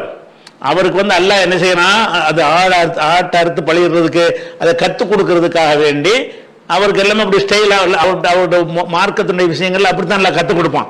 சூரியனை பார்த்து அல்லாம் பாரு, அப்புறமா இல்லையும் பாரு, அது மாதிரி படிப்படியாக டெவலப் பண்ணி தான் அவருடைய பிரச்சார யுக்தியை அவருக்கு எல்லாம் கற்றுக் கொடுத்துருந்தான். அந்த வகையில ஆட்டை அருண்டு சொல்றதை விட மகன் அறுக்கிற மாதிரி கொண்டு போய் நெருங்கின உடனே இதா இருக்காது இதாரு அப்படின்னு சொல்லி அந்த வழிமுறையை உண்டாக்குறாரு. அப்ப இப்ராஹிம் நபி தான் அதை உண்டாக்குனாங்க என்பதுதான் நமக்கு கிடைக்கிறத தவிர, முதல்ல உலகத்தில் நடந்த இபாதத்தை குர்பானி தான் என்று சொல்வது அது தவறான புரிதல். அந்த விஷயத்துல தப்பா சொல்றாரு. இது கர்ரபா குர்பான்டா, குர்பான்ங்கிறது அரபு மொழியில உள்ள வார்த்தைக்கு இந்த அர்த்தம் கிடையாது. உருது மொழியில குர்பானிக்கு அந்த அர்த்தம் இருக்கலாம். அப்ப இது கர்ரபா குர்பான்டா ஒரு வணக்கத்தை செஞ்சாங்க, ஏதோ ஒரு வணக்கம் செஞ்சிருக்கிறாங்க. ஒரு வணக்கத்தை எல்லாம் ஏத்துக்கிட்டான், ஒருத்தட்ட ஏத்துக்கல. அதே மாதிரி இந்த இப்ராஹிம் நபியை சொல்லும்போது அல்லாஹ் என்ன செய்யறான்னா, பெரிய ஒரு பிராணி அவருக்கு நம்ம பகரமா கொடுத்தோம், இஸ்மாயிலுக்கு பகரமா அதை கொடுத்தோம். தரக்குனா அழகிபில் ஆகரேன், பின்வரும் சமுதாயத்திற்கு விட்டு சென்றோம் அப்படிங்கிற விஷயம் 37வது சூறாவுல 108வது வசனத்தில் இருக்கிறது. அதனால இப்ராஹிம் நபியில இருந்தா இந்த வழிமுறை ஆரம்பிக்கிறத தவிர முதல் மனுஷன்ட்ட இருந்துச்சு என்பதற்கு இந்த வசனத்தை தவிர வேற ஆதாரம் கிடையாது. ஆனா இந்த வசனத்தில் உள்ள குர்பானி என்பது அது இந்த ஆடு மாடு அறுக்கிறதுக்குரிய ஒரு சொல்லு கிடையாது, அரபு மொழியில கிடையாது. அரபு மொழியில குர்பானிங்க, அந்த குர்பானி ஆடு மாடு அறுக்கிறோம்ல, அதையும் குர்பானி என்று சொல்லலாம். அது நெருங்கிறது தான் அறுக்கிறோம், அதுதான் அர்த்தம் கிடையாது. தொழுகை, நோம்பு, ஜக்காத்து, ஆடு மாடு அறுத்தல் ஆயிரக்கணக்கான காரியங்கள்ல ஒரு காரியமாக அதை அப்படி சொல்லலாமே தவிர குர்பானுக்கு அதை அர்த்தம்னு சொல்லக்கூடாது என்பது முதல்ல புரிஞ்சுக்கிறன்னு ஒரு விஷயம்.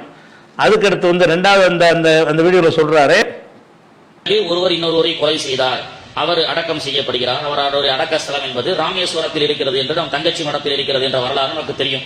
அப்படி என்றால் இந்த குர்பானி நடந்ததற்கு பிறகு இந்த சம்பவம், இந்த கொலை சம்பவம் நடந்திருக்கும் என்று சொன்னால் அது முதல் குர்பானி எங்க நடந்திருக்குங்க? சம்பவம் தமிழ்நாட்டில் நடைபெற்றிருக்கிறது. அப்போ இந்தியா உலக அளவுல முதல்ல ஹஜ்ஜிக்காக இங்கிருந்து சென்றவரும் ஆதம் அலைஹிஸ்ஸலாம் தான். இங்கிருந்து கால்நடையாக தமிழராக இருந்து ஹஜ்ஜிக்கு கஅபத்துல்லாவுக்கு சென்றவரும் யாரு? ஆதிபிதா ஆதம் அலைஹிஸ்ஸலாம். அவருடைய தமிழர், அவர் ஒரு தமிழர் அப்படி என்று வைத்துக் கொள்ளலாம். அதே போன்று ஆதம் இந்தியாவில் தான் இறக்கப்பட்டாரு. அதை சொல்லிட்டு வரும்போது ஆதம் அலைஹிஸ்ஸலாம் இங்கே இந்தியாவில் இறக்கப்பட்டாரு, இங்க இருந்தா மக்காவுக்குள்ள ஹஜ்ஜிக்கெல்லாம் போனார் அப்படிங்கிற மாதிரிலாம் அதை சேர்த்து போற போக்குள்ள அதையும் சேர்த்து சொல்றாரு. அதுக்கு எந்த ஆதாரமும் கிடையாது. ஒரு ஆதாரம் ஹதீஸ்ல இருக்குது. ஆதம் அலைஹிஸ்ஸலாம் இந்தியாவில இருந்து என்ன செய்யாங்க, ஹஜ்ஜிக்கு போனாங்க அப்படிங்கிற ஒரு கரு. இன்னும் ஆதம அத்தல் பைத் அல்ஃபாத்தியத்தின், காபத்துல்லாவுக்கு 1000 தடவை ஹஜ்ஜிக்கு வந்தாராம் அவர். யாரு? ஆதம் அலைஹிஸ்ஸலாம். இருக்கபு கத்துஃபீஹின மினல் ஹிந்தி, இந்தியாவில இருந்து அவர் புறப்பட்டு வந்தாரு, நடந்தே வந்தாரு. அலா ரிஜ்லைஹி அப்படிங்கிற ஒரு கருத்துப்பட ஒரு ஹதீஸ் இருக்குது, இப்னு ஹுஸைமாவுல இருக்குது. இதனுடைய அறிவிப்பாளர் ஹாசிம் இப்னு அப்துர் ரஹ்மான் என்பவர் அறிவிக்கிறார். இவர் பலவீனமான ஒரு ஆள் என்று சொல்லி இப்னு ஹஜர் உட்பட ஏராளமான அறிஞர்கள் அதை பலவீனமானவர் என்று அவரை பற்றி சொல்லி இருக்கிறாங்க. அது ஒரு விஷயம். ரெண்டாவது விஷயம் என்னன்னு கேட்டா, அப்ப இந்தியாவில் எது இந்தியா? ஆதம் அலைஹிஸ்ஸலாம் வரும்போது இந்தியான்னு தான் இருந்துச்சா? நிலப்பரப்பு எல்லாம் உன்னத்தங்க இருந்துச்சு, இந்த இடத்துல கடல்லாம் பூந்து தான் பிரிச்சுலாம் ஆக்கிருச்சு. இந்த கண்டங்கள்லாம் இப்ப இருக்கல. துவக்க காலத்துல ஒரு பூமி தான், பகுதி பூமி பகுதி கொஞ்சம், தண்ணி பகுதி கொஞ்சம், அவ்வளவுதான். அதுக்கப்புறம் கடல் குளவு ஏற்பட்டு துண்டு பிரிஞ்சு இப்படி ஆனதெல்லாம் ரொம்ப பிற்காலத்துல கண்டங்கள் ஏற்பட்டு அப்புறம் கண்டங்கள் நாடுகளாக மாறினதெல்லாம் பல ஆதம் அலைஹிஸ்ஸலாத்துக்கு பல ஆண்டுகளுக்கு பின்னாடி. அப்ப எங்க இந்தியான்னு ஒண்ணு இருந்துச்சு, இந்தியான்னு ஒண்ணு இருக்கல. அப்ப இந்தியா சொல்வது இந்தியான்னு இருக்கும்போது தான் இந்தியாவில் இறங்கி இருக்க முடியும். இந்தியாண்டே ஒன்று இருக்க கிடையாது. இது வந்து பிற்காலத்தில் இந்த கடல்கோள்கள் மூலமாக உருவானது தான். இப்போ இலங்கை தமிழ்நாட்டில் ஒன்றா ஏற்கனவே சேர்ந்துருச்சு ஒரு காலத்தில். அது ஏதோ ஒரு கடல்கோள் ஏற்பட்டு நடுவில் தண்ணி பூந்துக்கிருச்சு அப்படின்லாம் இருக்குது.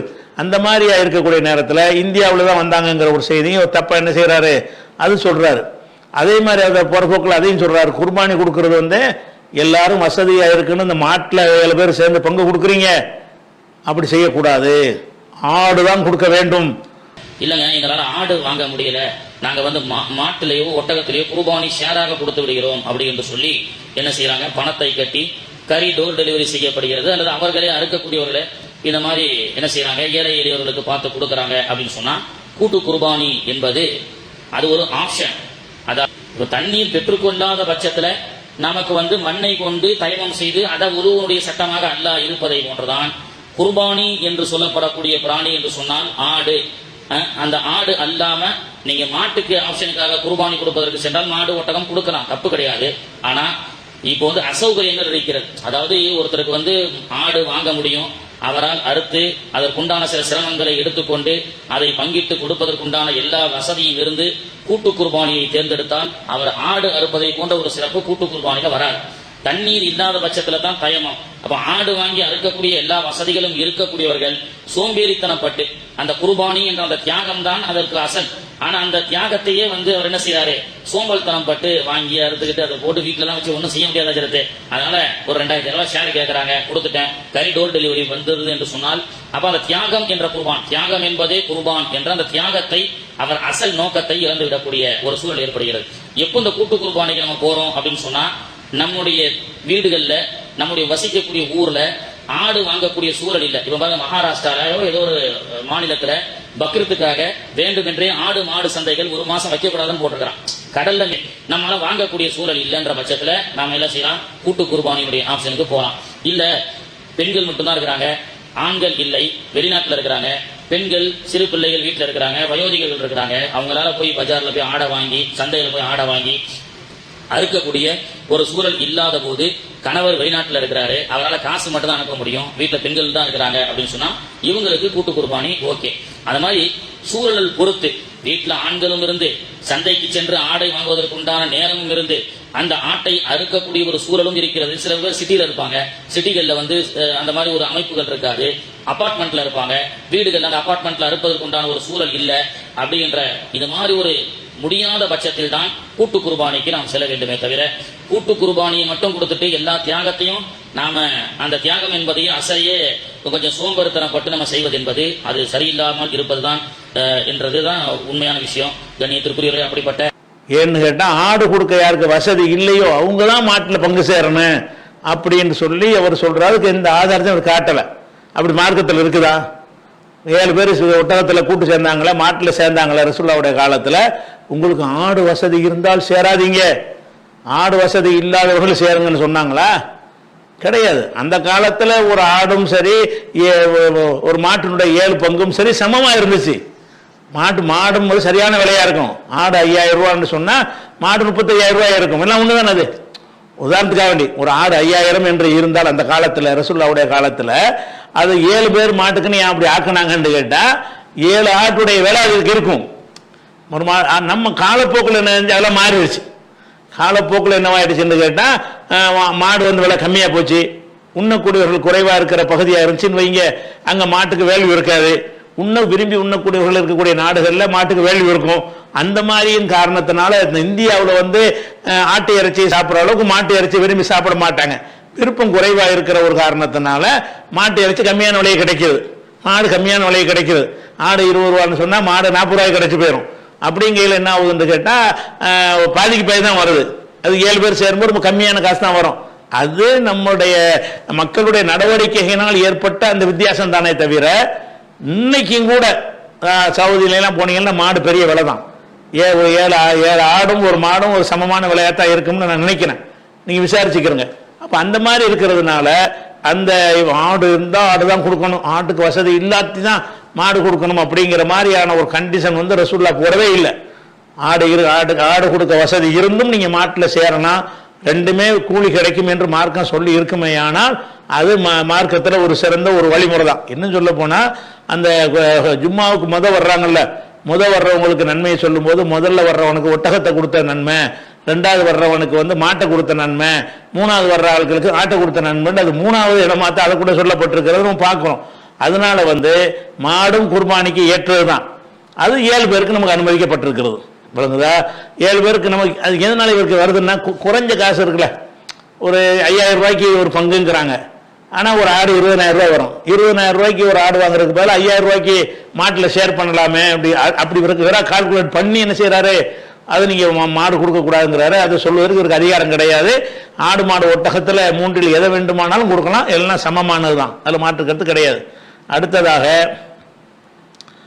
அதாவது அப்துல் ரஹ்மான் சூளைமேட்ல இருந்து கேட்கிறாரு, ஒரு வீடியோ கிளிப் அனுப்பியிருக்கிறார். அந்த வீடியோ கிளிப் என்ன, நம்ம அடையார் இமாம்ங்கிறோம்ல, அவருடைய வீடியோ கிளிப் தான் அது. அதில் என்ன செய்கிறாருன்னு கேட்டால், ஹஜ்ஜிக்கு போயிட்டு வந்தவர்கள் அன்று பிறந்த பாலகனை போல வருவார்கள்னு ஹதீஸ் இருக்கிறது.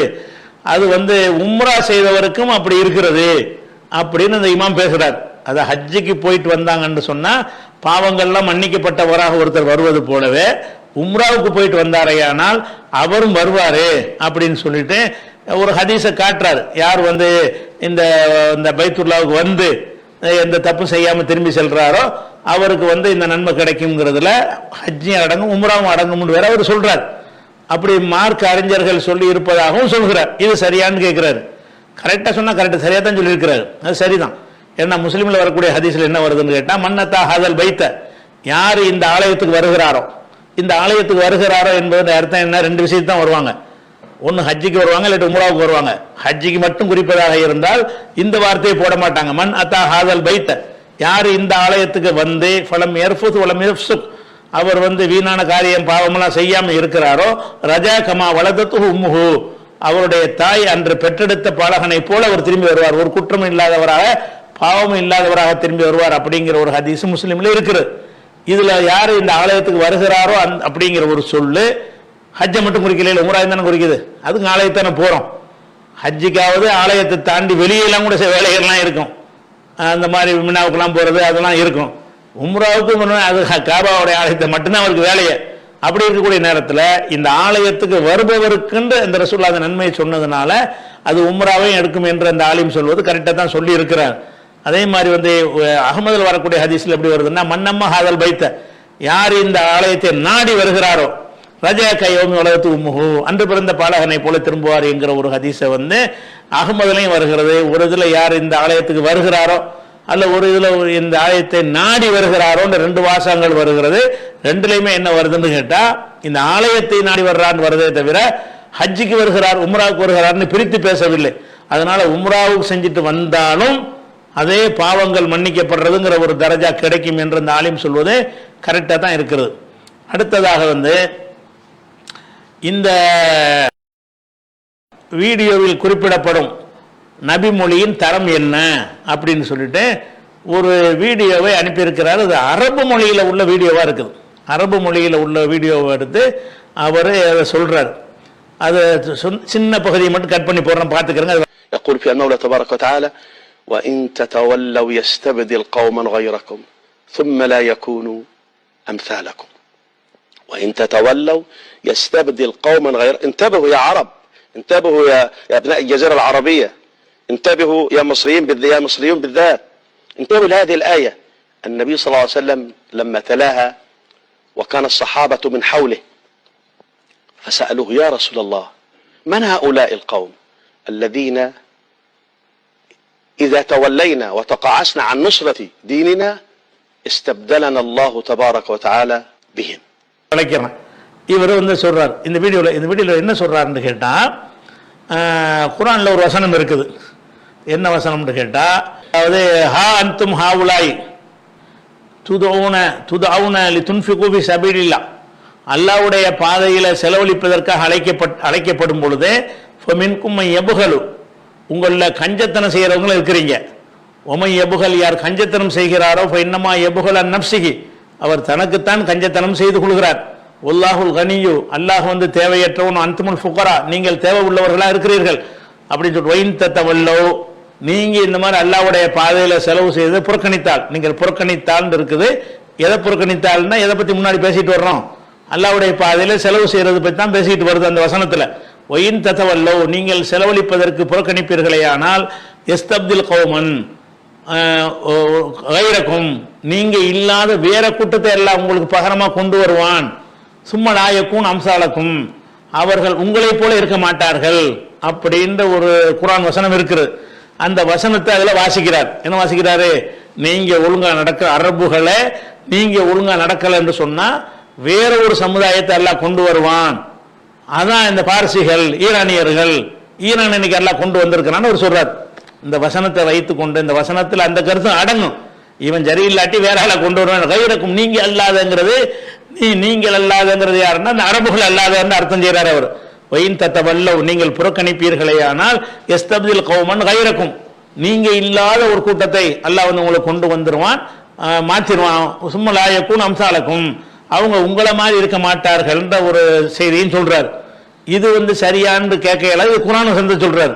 அதை ஒட்டி என்ன செய்யறாருன்னா ஒரு ஹதீஸையும் சொல்றாரு. அது என்ன ஹதீஸ் சொல்றாருன்னு கேட்டா, அதாவது இந்த வசனம் இறங்கின உடனே அவர் சொல்றாரு, அந்த அரபில் அவர் சொல்றாரு, இந்த வசனம் அவர் யாருன்னு கேட்டா எகிப்தில் உள்ள ஜாமிஉல் அஸ்ஹர்ங்கிற யூனிவர்ஸை ஒரு அறிஞர் அதில் போட்டுக்கிறாங்க. அவர் அறிஞராக தெரியல, அந்த டெக்ஸ்ட்ல அந்த எழுத்து ஒன்று அதில் வீடியோவில் போட்டுருப்போம் பாருங்க. அந்த எழுத்துல என்ன வருதுன்னு கேட்டால், இவர் ஜாமிஉல் அஸ்ஹரில் உள்ள ஒரு பெரிய அறிஞர், அஸ்ஹர் யூனிவர்சிட்டியில் உள்ள ஒரு ப்ரொஃபஸர் அவர் அப்படின்னு சொல்றாங்க. அது போட்டிருக்காங்களா? அதில் என்ன செய்யறாருன்னு கேட்டால், இந்த வசனம் இறங்கின உடனே யார சொல்லலாம் மன்ஹாவுலா இல்லதீன இந்த வல்லைனா இஸ்தப்தலபினா, எங்களை வந்து நாங்கள் சரியா நடக்காட்டி வேற ஆளை மாத்திரோன்னு எல்லாம் சொல்றோம், அவங்க யாரு அப்படின்னு ரசூல்லா இந்த வசனம் இறங்கின உடனே ரசூல்லாட்ட கேட்குறாங்க, உங்களை அழிச்சிட்டு வேற ஒரு கூட்டத்தை கொண்டு வருவான்னு எல்லாம் சொல்றான், அந்த வேற கூட்டம் யாரு?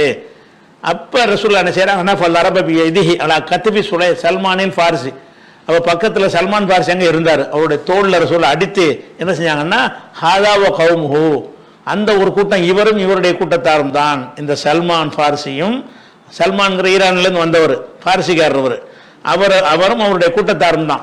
உளவுக்கான தீன இந்த சுரையாங்கிற நட்சத்திரத்தில் மார்க்கம் இருக்குமே ஆனால் இல்லை தனாவலகு ஒரு ஜாலமினல் புருசி, இந்த பாரசீகர்களில் உள்ள மக்கள் போய் அதை அடைந்துருவார்கள்.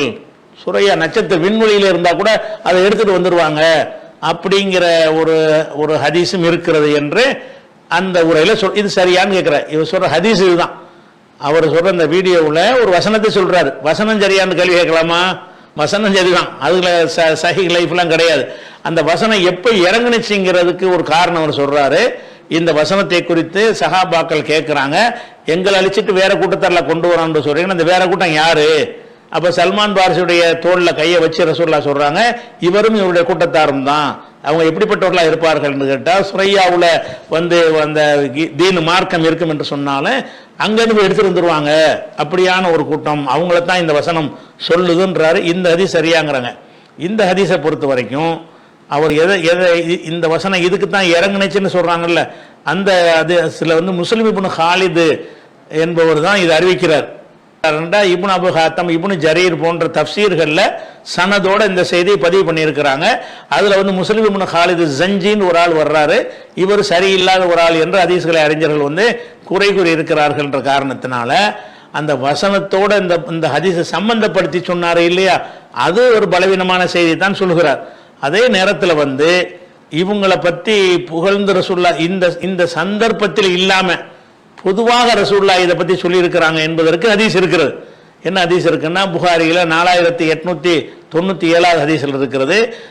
நாங்கள் வந்து ரசூல்லாவோட நாங்கள் உட்கார்ந்துருக்கும்போது சூரத்துல் ஜும்மாங்கிற ஒரு சூறா இறங்குனுச்சு, அதில் ஒரு வசனம் வந்துச்சு. அந்த சூரத்துல் ஜும்மாவில் 3வது வசனம், அந்த வசனம் என்ன சொல்லுதுன்னு கேட்டால், ஆஹரீன மின்ஹும், முகமதே உன்னை ரசூல் அனுப்பியிருக்கிறேன். யாருக்கு அனுப்பியிருக்கிறேன்? உம்மி சமுதாயத்துக்கு அனுப்பியிருக்கிறேன். இவர்களுக்கு மாத்திரமில்லை, வாஹரீன மின்ஹும் லம்மா யல்ஹகு பிஹிம், இவர்களோடு இன்னும் சேராமல் இருக்கிற இன்னொரு சமுதாயத்திற்கும் அனுப்பியிருக்கிறேன் அப்படின்னு அந்த வசனம் இறங்குறது. இறங்கின உடனே அப்ப மக்கள் கேட்கிறாங்க, அல்லாஹ்வுடைய தூதரை அந்த இன்னொரு கூட்டம் யாருக்கு அனுப்பப்பட்டதா அல்லாஹ் சொல்றான்னு அவங்க யாருன்னு கேட்கிறாங்க. அந்த வசனத்து சம்பந்தமா இது வரல. இது என்ன வருதுன்னு கேட்டா, முகம்மதை வந்து ஹோர்லதி பாச ஃபில் உம்மியின் ரசூலன், உம்மி சமுதாயத்துக்கு அல்லாஹ் ரசூல் அனுப்புனா, இது உம்மிக்கு மாத்திரம் கிடையாது, இன்னும் வந்து நம்மளோட சேராம இருக்கிற வேற ஒரு கூட்டத்துக்கும் இவரை நபி அனுப்பி இருக்குன்னு அல்லாஹ் சொல்றான். அந்த வேற கூட்டம் எது என்று சஹாபாக்கள் கேட்குறாங்க. அப்போ ரசூலுல்லாஹ் என்ன செய்கிறாங்கன்னா, ஒஃபீனா சல்மானுல் ஃபாரிசி, அப்போ எங்களோட சல்மான் ஃபாரிசியும் உட்கார்ந்துருந்தார். வலா ரசூலுல்லாஹி ஸல்லல்லாஹு அலைஹி வஸல்லம் எதுகாலா சல்மான், சல்மான் மீது ரசூலுல்லாஹ் தன்னுடைய கையை வைத்தார்கள். சும்ம கால லவ்கானுல் ஈமானு இந்த சுரையா, ஈமான் என்பது சுரையா நட்சத்திரத்தில் இருக்கும் என்று சொன்னாலும் நாளகுரிஜாலுமின் ஹவுலாயி, இவரை சேர்ந்தவர்கள் அதை போய் அடைந்து விடுவார்கள். பாரசீகர்கள் தான் அது, பாரசீகர்களுக்கும் என்னை எல்லாம் தூதராக்கி இருக்கிறான், அவங்களுக்கு இன்னும் இந்த தூதுத்துவம் போய் சேரலை, இனிமேல் போய் சேரும் அப்படின்னு சொல்லிட்டு இவை அந்த பாரசி மக்கள் எப்படி இருப்பாங்கன்னு கேட்டால், ஈமான் சுரையாவில் இருந்தால் கூட எடுத்துட்டு வந்துடுவாங்க. அப்படி கடுமையான நல்ல அறிவுடையவர்கள், நல்ல சிந்திக்கக்கூடிய தேடல் உள்ளவர்கள் அப்படிங்கிற ஒரு கருத்துப்பட ரசூலுல்லாஹ் சொன்னார்கள் என்கிற ஒரு விஷயம் புகாரில் இருக்கிறது. அவர் சொன்ன ஹதீஸ் பேசிக் அடிப்படை சரிதான். ஈரானியர்கள் இப்போ பாரசீகர்கள் ரசூலுல்லாஹ் பாராட்டி சொன்ன விஷயம் ஆத்தண்டிக்கான ஹதீஸில் இருக்குது. இதை பற்றி நான் ஏற்கனவே செஞ்சிருக்கிறோம். ஒரு நிகழ்ச்சியில் சமகால நிகழ்வில் ஈரானை பற்றி பேசும் பொழுது அவங்களை ஆதரிக்கலாமான்னு ஒரு கேள்வி கேட்குறாங்கல்ல, அதுக்கு நானே சொல்லியிருக்கிறேன் இதை. அதுதான் அவர் சொல்றாரு. ஆனால் என்னன்னு கேட்டால், இந்த சம்பவத்தை அந்த வசனம் பற்றி இறங்கியதாக சொல்றது தான் தப்பே தவிர, இது சல்மான் பார்சியை பற்றியும் ஈரானை பற்றியும் ரசூலுல்லாஹ் சொன்னாங்க என்பது இருக்குது. அது புகாரில் 4897 ஹதீஸை நீங்க பார்க்கலாம். அதே மாதிரி முஸ்லீம்ல வரும்போது என்ன வருதுன்னு கேட்டால், லவ்கான தீன் இந்த சுரையா, அதுல ஈமான் என்று வருகிறது, இதுல தீன் என்று வருகிறது. அதுல இதே கருத்து முஸ்லீம்லே வந்திருக்கிற ஒரு விஷயத்தை பார்க்கிறோம். அதனால அவர் சொல்லக்கூடிய அந்த பேசிக் சரிதான். இன்னைக்கு ஈரானியர்கள் எல்லா வகையிலையும் தொழில்நுட்பம் எல்லாத்திலையும் மிஞ்சி இருக்கிறார்கள் என்று சொன்னால், அவங்களுடைய அறிவு திறமையில ரொம்ப ஒரு ரசூலுல்லாஹ் சிலாயித்தான் சொல்றாங்க, ரொம்ப விவரமான ஆட்களா இருப்பாங்க. அந்த ஒரு வகையில அந்த பாரசீகர்களுக்கே அந்த போர் நுணுக்கங்கள் அந்த மாதிரி விஷயங்கள்லாம் நல்லா தெரிந்தவர்களாக இருந்திருக்கிறாங்க. ஆதியிலிருந்து அவங்க இருந்துட்டு வர்றாங்க. எல்லா காலங்கள்லையும் அதில் அவங்க சைன் பண்ணக்கூடியவர்களாக இருந்தாங்க. இன்னும் சொல்ல போனால் பாரசீகம்ங்கிறது இஸ்லாத்துக்கு வருவதற்கு முன்னாடி அவங்க ஒரு வல்லரசாக இருந்தாங்க. உலகத்தில் 2 வல்லரசு இருந்துச்சு, பாரசீகம் ஒன்று, ரோமாபுரி ஒன்று. ரோமாபுரி வல்லரசு கிறிஸ்துவ ஆதிக்கத்தில் இருந்தது. அவங்க பல மத்திய கிழக்கு அரபு நாடுகள்லாம் சவுதியை தவிர எல்லா அரபு நாடுகளையும் அவங்க தான் பிடிச்சி வச்சுருந்தாங்க. அது ஒரு பகுதி. இன்னொரு பகுதி பாரசீகம், இவங்க எல்லாம் பாதி உலகத்தை வச்சுருந்தாங்க. பாரசீகர்கள் செய்கிறாங்க, நெருப்பு வணங்குறவங்க, நெருப்பு கடவுளாக்கி வணங்கக்கூடியவங்க தான் பாரசீகர்கள்ங்கிறவங்க. அவங்க ஒரு வல்லரசாக அன்னைக்கு ரசூலுல்லாஹ்வுடைய காலத்திலேயே பெரும் வல்லரசாக இருந்தாங்க. ரசூலுல்லாஹ் காலத்தில் கண்ணு முன்னாடி இருக்கிறத பார்க்குறாங்க, பயங்கர டேலண்டாக உள்ளவங்களா இருக்கிறாங்கன்னு சொல்லி அதை வச்சு தான் ரசூலுல்லாஹ் என்ன செய்கிறாங்கன்னா, இவங்க தீனை கூட எடுத்துகிட்டு வந்துடுவாங்க, நல்ல விவரமான ஆட்கள் ரசூலுல்லாஹ் பாராட்டி சொன்னாங்க. நடைமுறையில் அது இருக்குத்தான் செய்யுது. இவங்க செய்கிற அநியாயத்துக்கு தான் இன்றைக்கி இந்த பாலஸ்தீன் மக்களுக்கு எவனும் குரல் கொடுக்க நாதி இல்லாத போது அவர்களை கொண்டு அல்லாஹ் என்ன செஞ்சுருக்கான்னா ஒரு பதிலடி கொடுக்குறான்னு அவர் சொல்லக்கூடிய கருத்து ஏற்புடைய ஒரு விஷயமாக தான் இருக்குது. தேங்காய்பட்டினம் சித்திக்கு அவர் கேட்குறாரு, இந்த வீடியோவில் இவர் சொல்வது சரியா அப்படின்னு கேட்குறாரு. அந்த வீடியோ அனுப்பியிருக்கிறார். அந்த வீடியோ ஓப்பன் ஆகலை. ஓப்பன் ஆகாட்டா கூட அதை டெக்ஸ்ட் வடிவத்தில் அனுப்பியிருக்கிறார். அதுவே நமக்கு போதுமானதாக இருக்குது. அது என்ன இருக்குது, என்ன டெக்ஸ்ட்டுன்னு சொன்னால், ஆயிஷா நாயகி அறிவிக்கக்கூடிய ஒரு செய்தி. அந்த செய்தி ஹாக்கிம் அகமது இந்த நூல்களில் வந்திருக்கிறது. அதில் என்ன செய்கிறாங்கன்னு ஆயிஷா நாயகி சொல்கிறாங்க, அதாவது ரசூலுல்லாஹ் அடக்கம் செய்யப்பட்ட ரசூலுல்லாஹ் மூத்தா போயிட்டாங்கல்ல, ரசூலுல்லாஹ் சம்பவத்தை விளங்கிட்டு போது அர்த்தம் செய்வோம். ரசூலுல்லாஹ் இறந்த உடனே எங்கே அடக்கப்பட்டாங்க, ஆயிஷா நாயகி வீட்டில் அடக்கப்பட்டாங்க. அப்போ வீட்டில் ஒரு பகுதியை ஒதுக்கி அவங்க ஒரு பகுதியில் ஆயிஷா நாயகி குடியிருப்பாங்க, ஒரு பகுதியில் ரசூலுல்லாஹ்வுடைய கபர் இருக்கும். அப்போ என்ன செய்வாங்கன்னா, அந்த கபர் பக்கம் போகும் பொழுது வீட்டுக்குள்ளான்னு இருக்குது, ஒரு ஸ்க்ரீன் போட்டு மறைச்சிருப்பாங்க. அந்த பக்கம் ரசூலுல்லாஹ்வுடைய கபர், இந்த பக்கம் ஆயிஷா நாயுடைய குடியிருப்பு என்ற வகையில் அவங்களுடைய வீடு அமைஞ்சிருந்துச்சு. அப்போ அபூபக்கர் இருக்கும்போதெல்லாம் சாதாரணமாக நான் போயிட்டு வருவேன், அதுக்கு அது ரசூலுல்லாஹ் இருக்கும். அப்புறம் அபூபக்கர் பக்கத்தில் அடக்கப்பட்டார், அப்பவும் நான் ஒருத்தர் இல்லாமல் அங்கே போயிட்டு இருப்பேன். உமர் அடக்கப்பட்ட பிறகு நான் அங்கிட்டு நான் போகிறதில்லை, நான் ரொம்ப போத்திக்கிட்டு தான் நான் போவேன், வீட்டுக்குள்ளே இருக்கிற மாதிரி ஒரு ஆடையோடு நான் போக மாட்டேன், ஏன்னா அவர் அந்நியராக போயிடுறாரு. ரசூலுல்லாஹ் இருக்கும்போது கணவர், அபூபக்கர் தகப்பனார், அவங்க 2 பேர் அடக்கம் செய்யப்பட்டிருக்கும் பொழுது நான் பாட்டுக்கு போவேன் வருவேன். அந்த அடக்கஸ்தத்துக்குள்ளே போகும் பொழுது ஆடையிலேயே கூடுதல் கட்டுப்பாடு நான் வச்சுக்கிற மாட்டேன். உமர் அடக்கப்பட்ட பிறகு அந்த 3 பேரும் ஒன்றா இருக்கிறாங்க.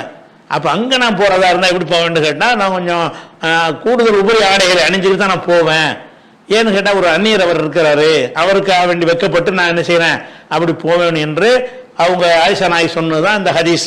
அது கேட்குறாரு, என்ன கேட்குறாருன்னா, குந்து அதுகுல் பைத்தி அல்லது ஃபீஹி ரசூலுல்லாஹி ஸல்லல்லாஹு அலைஹி வஸல்லம், ரசூல் ஸல்லல்லாஹு அலைஹி வஸல்லம் அவங்களுடைய கபரும் அபி எனது தந்தையின் கபரும் இருக்கிற வீட்டில் நான் நுழைபவளாக இருந்தேன்.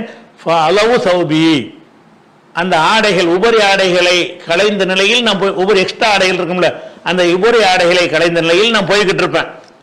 வக்கூடு நான் எனக்குள்ளே சொல்லிக் கொள்வேன், இன்னமாக சௌஜி வபி இது கணவரும் தந்தையும் தானே இருக்கிறாங்க, அதுக்கு ஏன் நம்ம ரொம்ப போத்திக்கிட்டு போகணும், சாதாரணமாக போகலாமேன்னு நான் போயிட்டு இருப்பேன். ஃபலம்மா துஃபின உமரும் ஆகும் அவங்களோட உமர் அடக்கம் செய்யப்பட்ட பொழுது இப்போ வல்லாஹி அல்லாஹ் மேல சத்தியமாக மா தஹல் துஹு இல்லாவன மஸ்தூதத்தன் அலைய சியாமே என்னுடைய ஆடையை நான் இருக கட்டி கொண்ட நிலையில் தான் அங்கே நான் போவேன். எதற்காகன்னா ஹயான் மின் உமருக்கு வெக்கப்பட்டு நான் அப்படி போவேன் அப்படின்னு ஆயிஷா நாயகி சொன்ன ஒரு செய்தி ஹாக்கிம்ல இருக்கிறது, அகமதுல இருக்கிறது. இது ஹதீஸ் சரியா அப்படின்றத அவர் கேட்கிறார். இந்த ஹதீஸை பொறுத்த வரைக்கும் இப்படி ஒரு ஹதீஸ் இருக்கிறது. அதில் சனதுன்னு எடுத்து பார்த்தீங்கன்னு சொன்னால் அப்போ இதில் என்னென்னு கேட்டால் ஒரு அறிவிப்பாளர் யாருன்னா ஆயிஷா நாய் அறிவிக்கிறாங்க, அப்புறம் உருவா அறிவிக்கிறாரு, அவர்கிட்ட ஹிஷாம் அறிவிக்கிறாரு, அவர்கிட்ட ஹம்மாத் இப்னு உசாமா அறிவிக்கிறாங்க அப்படின்ட்டு அகமதுல வருகிறது. இவங்க எல்லாருமே நல்ல ஆட்கள் தான். இந்த சரியானது என்று அறிஞர்கள் எதை பார்க்குறாங்கன்னு கேட்டால் அறிவிப்பாளர் தான் பார்க்குறாங்க. ஆயிஷா நாயை இப்படி சொன்னாங்கன்னு சொல்கிறது இருக்குல்ல, அப்படி அதை பார்க்குறாங்களே தவிர ஆயிஷா நாயே சொல்லி இருந்தாலும் அவங்க அப்படி நினைச்சு இருந்தாலும் அது மார்க்க அடிப்படையில் அது சரியான கருத்தா அப்படிங்கிறதுக்கு வேற அளவுகள் இருக்கா இல்லையா? ஆயிஷா நாயே சொல்லி இருக்கட்டும்ங்க, சொல்லி இருந்தாலும் ஆயிஷா நாயே அப்படின்னா இன்னும் சொல்ல போனா இந்த ஹதீஸை ஒரு இறந்து போன ஒருத்தர் நம்மளை பார்க்கிறாரு, இதையெல்லாம் கடந்து மண்ணையெல்லாம் கடந்து நம்மளை பார்க்கிறாரு என்கிற ஒரு நம்பிக்கை எவ்வளவு ஒரு ஷிர்கான ஒரு தப்பான ஒரு நம்பிக்கை என்று இருக்கும்போது கூட இன்னைக்கு உள்ள சவுதியில் உள்ள பெரிய பெரிய சலப்பு உலமாக்கள் எல்லாரும் என்ன செய்யறாங்கன்னு கேட்டா இதை எடுத்துக்கிட்டு கருத்து ஃபத்வா கொடுக்குறாங்க. எந்த அளவுக்கு கொடுக்குறாங்க பார்த்தீர்களா, இறந்து போன பிறகு கூட எவ்வளவு வெட்கப்பட்டிருக்கிறார்கள், எப்படி நடக்க வேண்டும், பெண்கள் நீங்கள் ஆடை நீங்க வாட்டுக்கு கண்ட மணிக்கு ஆடை அணிகிறீங்க, அதுக்கு செய்யக்கூடாதுங்கிற இதுக்கு ஆதாரமாக காட்டுறாங்க. யாரு இப்ப இருந்துகிட்டு இருக்கிற சலப்புடைய சவுதியில உள்ள உலமாக்களும் இதற்கு முந்தைய செத்து போன உலமாக்களும் என்ன செய்யறாங்க, இதை முட்டு கொடுக்குற இது ஒரு பெரிய பயங்கரமான கருத்துங்கிற மாதிரி வேற சொல்றாங்க. இது சட்டம் எடுக்கிறாங்க. எப்படி சட்டம் எடுக்கிறாங்க? அப்ப மௌத்தா போன உமருக்கு ஆயிஷா நாய் எப்படி நடந்திருப்பார்களே, ஆனால் பெண்களே நீங்கள் எப்படி நடந்து கொள்ள வேண்டும், எப்படி ஆடை அணிந்து கொண்டு தெரிகிறீர்கள் அப்படிங்கிறதுக்கு இதை கொண்டாந்து ஃபிட் பண்றாங்க. அல்லாஹ்வுடைய வசனத்தை சொல்லி அதை கண்டிக்கலாம், ஹதீஸ் சொல்லி கண்டிக்கலாம். இது ஆயிஷா நாயுடைய இந்த செயலை வச்சு கண்டிக்கிறாங்க. இப்போ நம்ம கவனிக்கணும் என்னன்னு கேட்டா இந்த அறிவிப்பான ஆளை மட்டும் பார்த்துக்கிட்டு இருக்கிற கோளாறுனால தான் வந்தது இது. ஏன் இந்த செலவுகளால் அதை பேச முடியலன்னு கேட்டா உங்களுக்கு பிரச்சனை இல்லையே, உங்க ஆள் சரியா இருந்தா என்னது ரெண்டு அல்லாண்டு இருக்கிற மாதிரி ஒரு ஹதீஸ் வந்தான்னு ஏத்துக்கிறீங்க. ஆள் சரியா இருந்தா, ஆள் கரெக்டா இருந்தா அந்த கருத்து சரியான்னு பார்க்க கூடாது என்பதுல ஒரு சீல் அடிக்கப்பட்ட ஒரு கூட்டமா இருக்கிறதுனால இந்த ஹதீஸ சுன்ன ஜமாத்துக்காரனும் சைஹான ஹதீஸுங்கிறான், சலஃபுகளும் சரிங்கிறாங்க. நாமளும் கூட அதை சரின்னு சொல்லுவோம். என்ன சரி சொல்லுவோம், ஆயிஷா நாய் இப்படி சொன்னார்கள் என்பதுதான் சரி, சொன்னது சரியில்லை. ஆயிஷா நாய் இப்படி சொன்னதுக்கு ஆதாரம் இருக்கிறது. ஆயிஷா நாய் சொன்ன கருத்து சரியான கருத்தா பிழையான கருத்தா? அது ஒரு பிழையான கருத்து. ஏன் பிழையான கருத்து?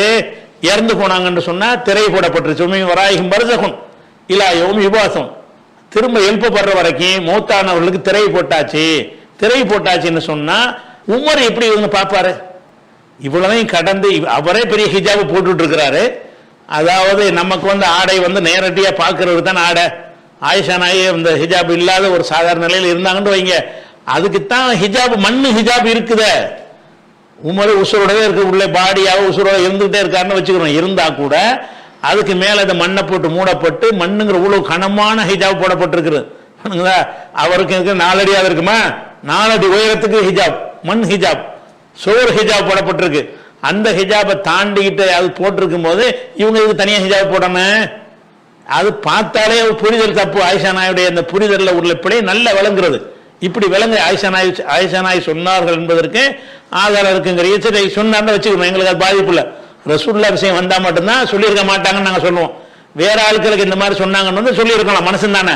அதனால இதே ரசூலுல்லாஹ்வோட சம்பந்தப்படுத்தி இப்படி ஒரு கருத்து வந்தா நம்ம என்ன சொல்லுவோம், ரசூலுல்லாஹ் சொல்லியிருக்க மாட்டாங்க, இது வஹிக்கு மாத்தமா இருக்குன்னு சொல்லிடுவோம். வேற ஆளுக்கு அப்படி சொன்னாங்கிற மாதிரி வந்துச்சுன்னு சொன்னா சொல்லியிருக்கலாம், மனசு தானே. பிழையா சொல்லியிருக்கிறாங்கன்னு அப்படி சொல்லுவோம். இப்போ ஆயிஷா நாயகி சொன்னாங்களா நாங்கள் மறக்க மாட்டோம். நீங்கள் சனது இருக்குங்கிற சரி இருந்துட்டு போகுது. ஆயிஷா நாயகி சொன்னா இது மார்க்கத்தில் வருமா? எப்படி உமர் பார்ப்பாரு? இறந்து போன ஒரு ஆள் வந்து எப்படி பார்ப்பாரு? இன்னும் சொல்ல போனா இந்த கபரு வணங்கிகள்லாம் வந்துகிட்டு இது ஆதாரமா காட்டுறாங்க. இந்த செலவு கூட்டமும் ஆதாரமா காட்டுது. அவருக்கு ஒழுக்கத்துக்கு ஆதாரமா, ஆடை ஒழுங்குக்கு ஆதாரமா செலவு கூட்டம் காட்டுறாங்க. கபர் வணக்கத்துக்கு ஆதாரமா இந்த கூட்டங்கள் காட்டுகிறது. அதனால நம்ம என்ன அடிப்படையை வழங்கணும்னு கேட்டா, ஆயிஷா நாயகி வந்து பல விஷயங்களை தவறாகவும் சொல்லியிருக்கிறாங்களா இல்லையா? குரான்ல வந்து ஒரு வசனம் இருந்துச்சு, ரசூல்லா மூத்தா போற வரைக்கும், அதுக்கப்புறம் ஆடு தின்றுச்சின்னு சொல்லி ஆயிஷா நாயகி சொன்னாங்கன்னு வருது. இது ஹம்சுர் அல் ஆத்தின்கிற ஒரு வசனம். ரசூல்லா மௌத்தா போன வரைக்கும் இருந்த ஒரு வசனம் பின்னாடி காணாம போகுமா? அது சரி பிழையான ஒரு கருத்தை என்ன செய்யறாங்க சொல்றாங்க. குரான் கிராத்து சம்பந்தமாகனா அவங்க சொன்ன பல விஷயங்கள் பிழையா இருக்கிறது. அப்ப இந்த பிழையான விஷயங்களையும் ஆயிஷா நாயகி சொல்லுவாங்க. அதான மனுஷங்கிறது. அபூபக்கர் பிழையா சொல்லியிருப்பாரு, உமர் சொல்லியிருப்பாரு, ஆயிஷா நாயகி சொல்லியிருப்பாங்க. ஆயிஷா நாயகி என்ன செய்யறாங்கன்னா அவங்க இப்படி தேவையில்லை நடந்திருந்தார்களே, ஆனால் தேவையில்லாமல் நடந்திருக்கிறார்கள், தப்பா நடந்திருக்கிறார்கள், தவறான புரிதல் நடந்திருக்கிறார்கள். அவர் வந்து எப்ப அடக்கம் பண்ணிட்டாரோ அவர் வந்து நீங்க பார்க்க போறது, நீங்களும் அவரை பார்க்க போறது இல்லை. உமரை போய் நீங்க பார்க்க போறது இல்லை, உமர் உங்களை பார்க்க போறது கிடையாது. எல்லாம் தடுக்கப்பட்டு விட்டது, பர்சல் ஏற்பட்டு விட்டது. அது மாதிரி வந்து அது ஒன்று நல்லடியார்கள்லாம் கேம நாள் வரைக்கும் தூங்கிட்டு இருப்பாங்கன்னு வருது. நம் கனவுமத்தில் அரூஸ் சொர்க்கவாசியில் நற்செய்தி சொல்லப்பட்ட நல்லடியாருங்கிறது உறுதி செய்யப்பட்டதா இருக்கிறதுனால நல்லடியார்கள்லாம் கபூர்ல எப்படி இருப்பாங்க? தூங்கிட்டு இருப்பாங்க. யாரும் எந்திரிக்க முடியாது. தூங்கிட்டு இருக்கிற ஒரு ஆளுக்கு முன்னாடி என்னத்துக்கு நீங்க ஹிஜாப் பேண வேண்டிய தேவை என்ன இருக்கு? அவரும் தூங்கிட்டு இருக்கிறாரு, கேம நாளையும் தூங்குவார அப்படிங்கிற ஒரு விஷயத்துக்கும் இது என்னவா இருக்கிறது, மாற்றமா இருக்கிறது. இன்னும் சொல்ல போனா இந்த மௌத்தா போன ஆளுக்கு சம்பந்தமாக ஆயிஷாவுடைய நிலைப்பாடு ஒன்று இருக்கிறது. என்ன நிலைப்பாடு? இறந்தவர்கள்ட்ட பதர்ல வந்து பேசினாங்கன்னு வரும்ல, பதர்ல வந்து காபிர்கள், கொல்லப்பட்ட காபிர்களை வந்து கிணத்துல போட்டுவிட்டு ரசூலுல்லாஹ் என்ன செய்வாங்க, இன்னாருடைய மகன் இன்னானே, இன்னாருடைய மகன் இன்னானு பேரை சொல்லி கூப்பிட்டு என்ன செய்வாங்க, இன்னா வஜதனா மாவாத ரப்புனா ஹக்கா, எங்கள் இறைவன் எங்களுக்கு வாக்களித்ததை நாங்கள் அடைந்து கொண்டு விட்டோம். ஹல் வஜத்து மாவாத ரப்புக்கு ஹக்கா, உங்கள் இறைவன் உங்களுக்கு வாக்களித்து அடைந்து கொண்டீர்களான்னு அந்த கலீபு பதருங்கிற பதரு கிணத்துல வந்து போய் பேசுவாங்க ரசூலுல்லாஹ். அப்ப உமர் கேட்பாரு, அத்து கொல்லிமு அஜிசாதன் ரூஹலகா, அருவாகலகா, ரூஹு இல்லாத பணங்கள்கிட்ட பேசுறீங்களான்னு ரசூலுல்லாஹ்ட்ட கேட்பாங்க. அப்ப ரசூலுல்லாஹ் என்ன செய்வாங்க, இல்ல நான் பேசுறேன் உங்களுக்கு விளங்கும்னு அவங்களுக்கு கேட்கும் ரசூலுல்லாஹ் சொல்லுவாங்கன்னு ஒரு ஹதீஸ் இருக்குது. இந்த ஹதீஸ் இப்படி சொன்னாங்கன்னு ஆயிஷா நாயிட்ட சொல்லும் பொழுது இப்படி சொல்ல கிடையாது, ரசூலுல்லாஹ் அப்படி சொல்லியிருக்க மாட்டாங்க. ஏன்னு கேட்டா அல்லாஹ் குர்ஆன்ல என்ன சொல்லுகிறான், இன்னகலா துஸ்மியுல் மௌத்தா, இறந்தவர்களுக்கு நீ செவியேற்க செய்ய முடியாதுன்னு சொல்றான். எப்படி ரசூலுல்லாஹ் சொல்றவங்க கேட்டிருப்பாங்க? அப்படி சொல்லவே கிடையாது. வேற எப்படி சொன்னாங்க? நான் சொல்ற இந்த விஷயத்தை அவங்க இப்ப புரிந்து கொண்டிருப்பார்கள், புரிந்து கொள்வதற்கு காதுல கேட்க தேவையில்லை, அவன் அனுபவிக்கிற வச்சே புரிஞ்சிருவான். அதுக்குள்ள இந்த கபூர்ல அடக்கப்பட்ட பிறகு அங்க மலக்கள் வர்றது போறது எல்லாத்தையும் பார்த்த பிறகு முகமது கரெக்ட் தான்ப்பா சொன்னாருன்னு அப்ப வணங்கிறோனா இல்லையா? நான் சொல்வதை இப்போது புரிந்திருப்பார்கள் என்றுதான் ரசூலுல்லாஹ் சொன்னாங்களே தவிர நான் சொல்வதை அவர்கள் கேட்பார்கள் என்று சொல்லவே இல்லை. ஏன்னு கேட்டா நீங்க அல்லாஹ்வுடைய வசனத்தை நீங்கள் பார்க்கவில்லையா? இன்னகலா துஸ்மியுல் மௌத்தா, மரணித்தவர்களை செவிவர செய்ய முடியாது, ஒமான் தபி முஸ்மின் மன்ஃபில் குபூர், கபூர்ல உள்ளவர்களை கேட்க செய்ய முடியாதுன்னு குர்ஆன் ஆயத்தெல்லாம் அள்ளி போட்டு அதை மறுத்தாங்கல்ல. அதே ஆயிஷா நாயகி இதுலயும் அவங்களுடைய நிலைப்பாட்டை நம்ம அதே வசனத்தை வச்சு நம்ம கேட்கலாம்ல. ஒமி வராயிகும் பர்சகுன், அவங்களுக்கு மத்தியில் பர்சக் இருக்கிறது. பர்சக்னா என்னது? ஹிஜாப் போட்டாச்சு, இல்லா யோமி போசம், திரும்ப எழுப்பப்படுற வரைக்கும், என்னைக்கு அடக்குறீங்களா அன்னையில இருந்து திருப்பி எல்லாம் எழுப்புற வரைக்கும் அவங்களுக்கு ஒரு ஹிஜாபை அல்லாஹ் போட்டான். பர்சகு, கண்ணுக்கு தெரியாத ரெண்டு கடலுக்கு மத்தியில் பர்சக் இருக்குறான்ல, கண்ணுக்கு தெரியாத ஒரு திரை இருக்குது, ஒன்னோட சேராது. அந்த மாதிரி இந்த இறந்து போனவர்களுடைய உலகத்துக்கும் இந்த துன்யாவுடைய உலகத்துக்கு மத்தியில ஒரு பர்சகு என்கிற ஒரு திரையை எல்லாம் போட்டான்ல. பர்சகு போட்டு இதை தனித்திரை நீங்க போடுறீங்க, அது எப்படி ஆயிஷா நாயகி புரிஞ்சது சரியா இருக்க முடியும்?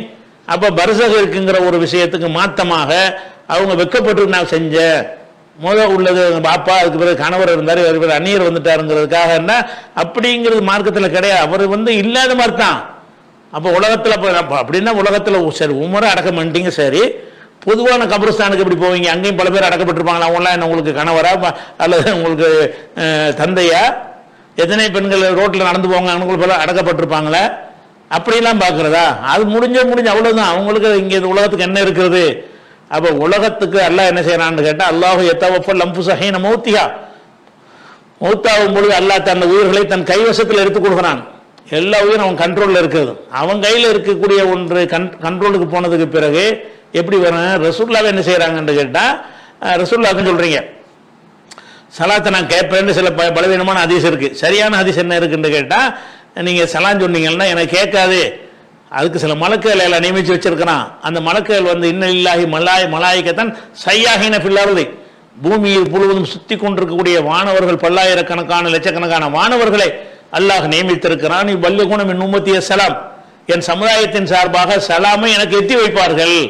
முகமதே, இந்த இப்ராஹிம் உனக்கு சலாம் சொன்னார், முகமதே மூசா சலாம் சொல்றாருன்னு அப்படி எத்தி வைப்பார்கள். அப்ப என்ன அர்த்தம்? நான் சொல்ற சலாம் கேட்கலன்னு அர்த்தம். அப்படிங்கிற ரசூலுல்லாஹ்வுக்கும் இந்த ஹிஜாப் போட்டாச்சு, ரசூல் ஸல்லல்லாஹு அலைஹி வஸல்லம் அவர்களுக்கும் இந்த பூமிக்கு மத்தியிலே திரை போட்டாச்சு, அபூபக்கருக்கும் பூமிக்கும் திரை போட்டாச்சு, உமருக்கும் போட்டாச்சு. 3 பேருக்குமே இங்கே உள்ள விஷயங்களை அங்கேருந்து பார்க்க முடியாது. மலக்குகள் மூலமாக சில செய்திகள் போய் அறிவிக்கப்படுமே தவிர அது பர்சகு தான். அப்படிங்கிற ஒரு பேசிக்கு மாத்தமாகத்தான் இந்த ஹாக்கிம்லையும் அகமதுல வரக்கூடிய ஹதீஸ் வருது. அறிவிப்பாளர்களை பற்றி நீங்க கேட்டீங்கன்னா கரெக்டாக தான் இருக்கிறாங்க. கரெக்டானா கரெக்ட் என்று அறிஞர்கள் கணித்திருக்கிறார்கள், அவ்வளவுதான். அதுல என்ன செய்யலாம்? பிழை இருக்கலாம். அல்ல ஆயிஷா நாயே சொல்லாம இருந்து அவங்க ஒன்ன சொல்லி ஒன்ன புரிஞ்சுக்கிட்டு தப்ப அறிவிச்சிருக்கலாம். ஆயிஷா நாயே சொன்னாங்கன்னு நீங்க பிடிவாதம் பிடிச்சிங்கன்னா சரி சொல்லிட்டு போங்க, ஆயிஷா நாய் தான் சொன்னாங்க, சொன்னது சரியா? ஆயிஷா நாய் சொன்னது குரானுக்கு ஏற்ற ஒரு கருத்தாரு. ஆயிஷா நாயுடைய கொள்கை என்ன? குரானுக்கு மாத்தமா இருந்தா ஏத்துக்கிற கூடாதுங்கிற கொள்கை தானே. உமர் சொன்னதை மறுத்தாங்கல்ல.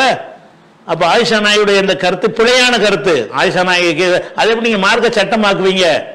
ஆயிஷா நாய் விளங்காம ஒரு காரியத்தை அப்படின்னா குரான்ல வந்து பாதுகாக்கப்படலன்னு சொல்லுவீங்களா? ஆயிஷா நாய் சொன்னதை வச்சு ஆடு வந்துச்சுன்னு சொல்றாங்கல்ல. இந்த அகல குரான்ங்கிற உண்டானது அதுலதான் உண்டாகிறான். குரானை வந்து ஆடு தின்றுச்சுன்னு ஹதீஸ் சொல்லி வச்சுக்கிறாங்க. அதனாலதான் ஹதீஸை மறுக்கிறோம் ஆரம்பிச்சது அதுல தான் ஆரம்பிக்கிறானுவோ. இந்த ஆயிஷா நாயுடைய இந்த ஒரு செய்தியை வச்சு தான் ஆரம்பிக்கிறாங்க. அப்படிலாம் ஆயிஷா நாய் சொல்லியிருக்கிறாங்களே, குரான்ல இருந்த ஒரு வசனம் ரசூலுல்லாஹ்க்கு பிறகு காணாம போச்சு. அப்போது பிறகு எழுதி எல்லாம் ரெக்கார்டு பண்ணி ரிட்டர்ன் ஆகி அபூபக்கர் எழுதி வச்சுட்டு போயிட்டாரு. எப்படி காண போவோம்? காணா போச்சுங்கிறாங்க. அப்ப காணா போச்சுங்கிற ஒரு விஷயத்துல வந்து நம்ம என்ன எடுக்கணும்? அது ஒரு அந்த ஆயிஷா நாய் சொல்லியிருக்க மாட்டாங்க, அப்படி சொன்ன பிள்ளையா சொல்லிட்டாங்க, அவ்வளவுதானே. அவங்க சொல்லியிருக்க மாட்டாங்கன்னு கருத்துக்குவாங்க, அல்ல சொன்னாங்கன்னு வந்தீங்கன்னா அது பிழை. இஸ்லாம் அடிப்படைக்கு மாத்தமா இருந்தா பிழைன்ட்டு போங்க. பிழை யாருக்கும் வரலாம்ல. அந்த ஒரு அடிப்படையில தான் எடுத்துக்கணுமே தவிர இந்த ஒரு ஹதீஸை வச்சுக்கிட்டு நம்ம ஆயிஷா நாய் என்ன புரிந்தார்கள்? அங்க இருக்கிற கபூர்ல இருக்கிற உமர் நம்மளை பார்ப்பார் என்று புரிந்தார்கள், நம்மளை கண்காணிப்பார் என்று புரிந்தார்கள். அவுலியாக்களுக்கு என்ன செய்யறது? பூமியை கடந்து வந்து பார்க்கக்கூடிய பவர் வந்து விட்டது என்றெல்லாம் இதை வச்சுக்கிட்டு என்ன செய்யறாங்க? குர்ஆன் ஆதாரங்கள் ஹதீஸ் ஆதாரம் கிடையாது, ஆயிஷா நாய் இப்படி வைக்கப்பட்டாங்கன்னு அந்த ஒரு விஷயத்தை வச்சுக்கிட்டு இருக்கிறாங்க. இது ஆயிஷா நாய்க்கு ஏற்பட்ட தவறான புரிதல் தானே தவிர இது எப்படி மார்க்க ஆதாரமா வரும்? இதுல இருந்து இப்படி சட்டம் எடுப்பீங்க? இதுல இருந்து சட்டம் எடுக்க முடியாது. ஆனா சட்டம் எடுக்கிறாங்க. அந்த சலப்புகளும் இதை ஆதாரப்படணும். அது என்ன? அவங்களுக்கு அறிவிப்பாளை தான் பார்ப்பாங்க. சரியான அதுல என்ன விளங்குகிறது? ஒழுக்க பண்பாட்டுக்கு வந்து பெண்கள் என்ன செய்யணும்? அந்நிய ஆண்களுக்கு முன்னாடி நம்ம ஒழுங்கா நடக்கணும் அப்படிங்கிறதுக்கு ஆயிஷா நாயை பாருங்கள், செத்து போன ஆளுக்கு முன்னாடி எப்படி நடந்திருக்கிறார்கள் அப்படின்னு சொல்றதற்கு இந்த ஹதீஸ் தேவைப்படுது உங்களுக்கு. இந்த மாதிரி கேள்வி பதில் சொல்லும்போது இது ஒரு ஆதாரமா காட்டி பதில் சொல்றாங்க.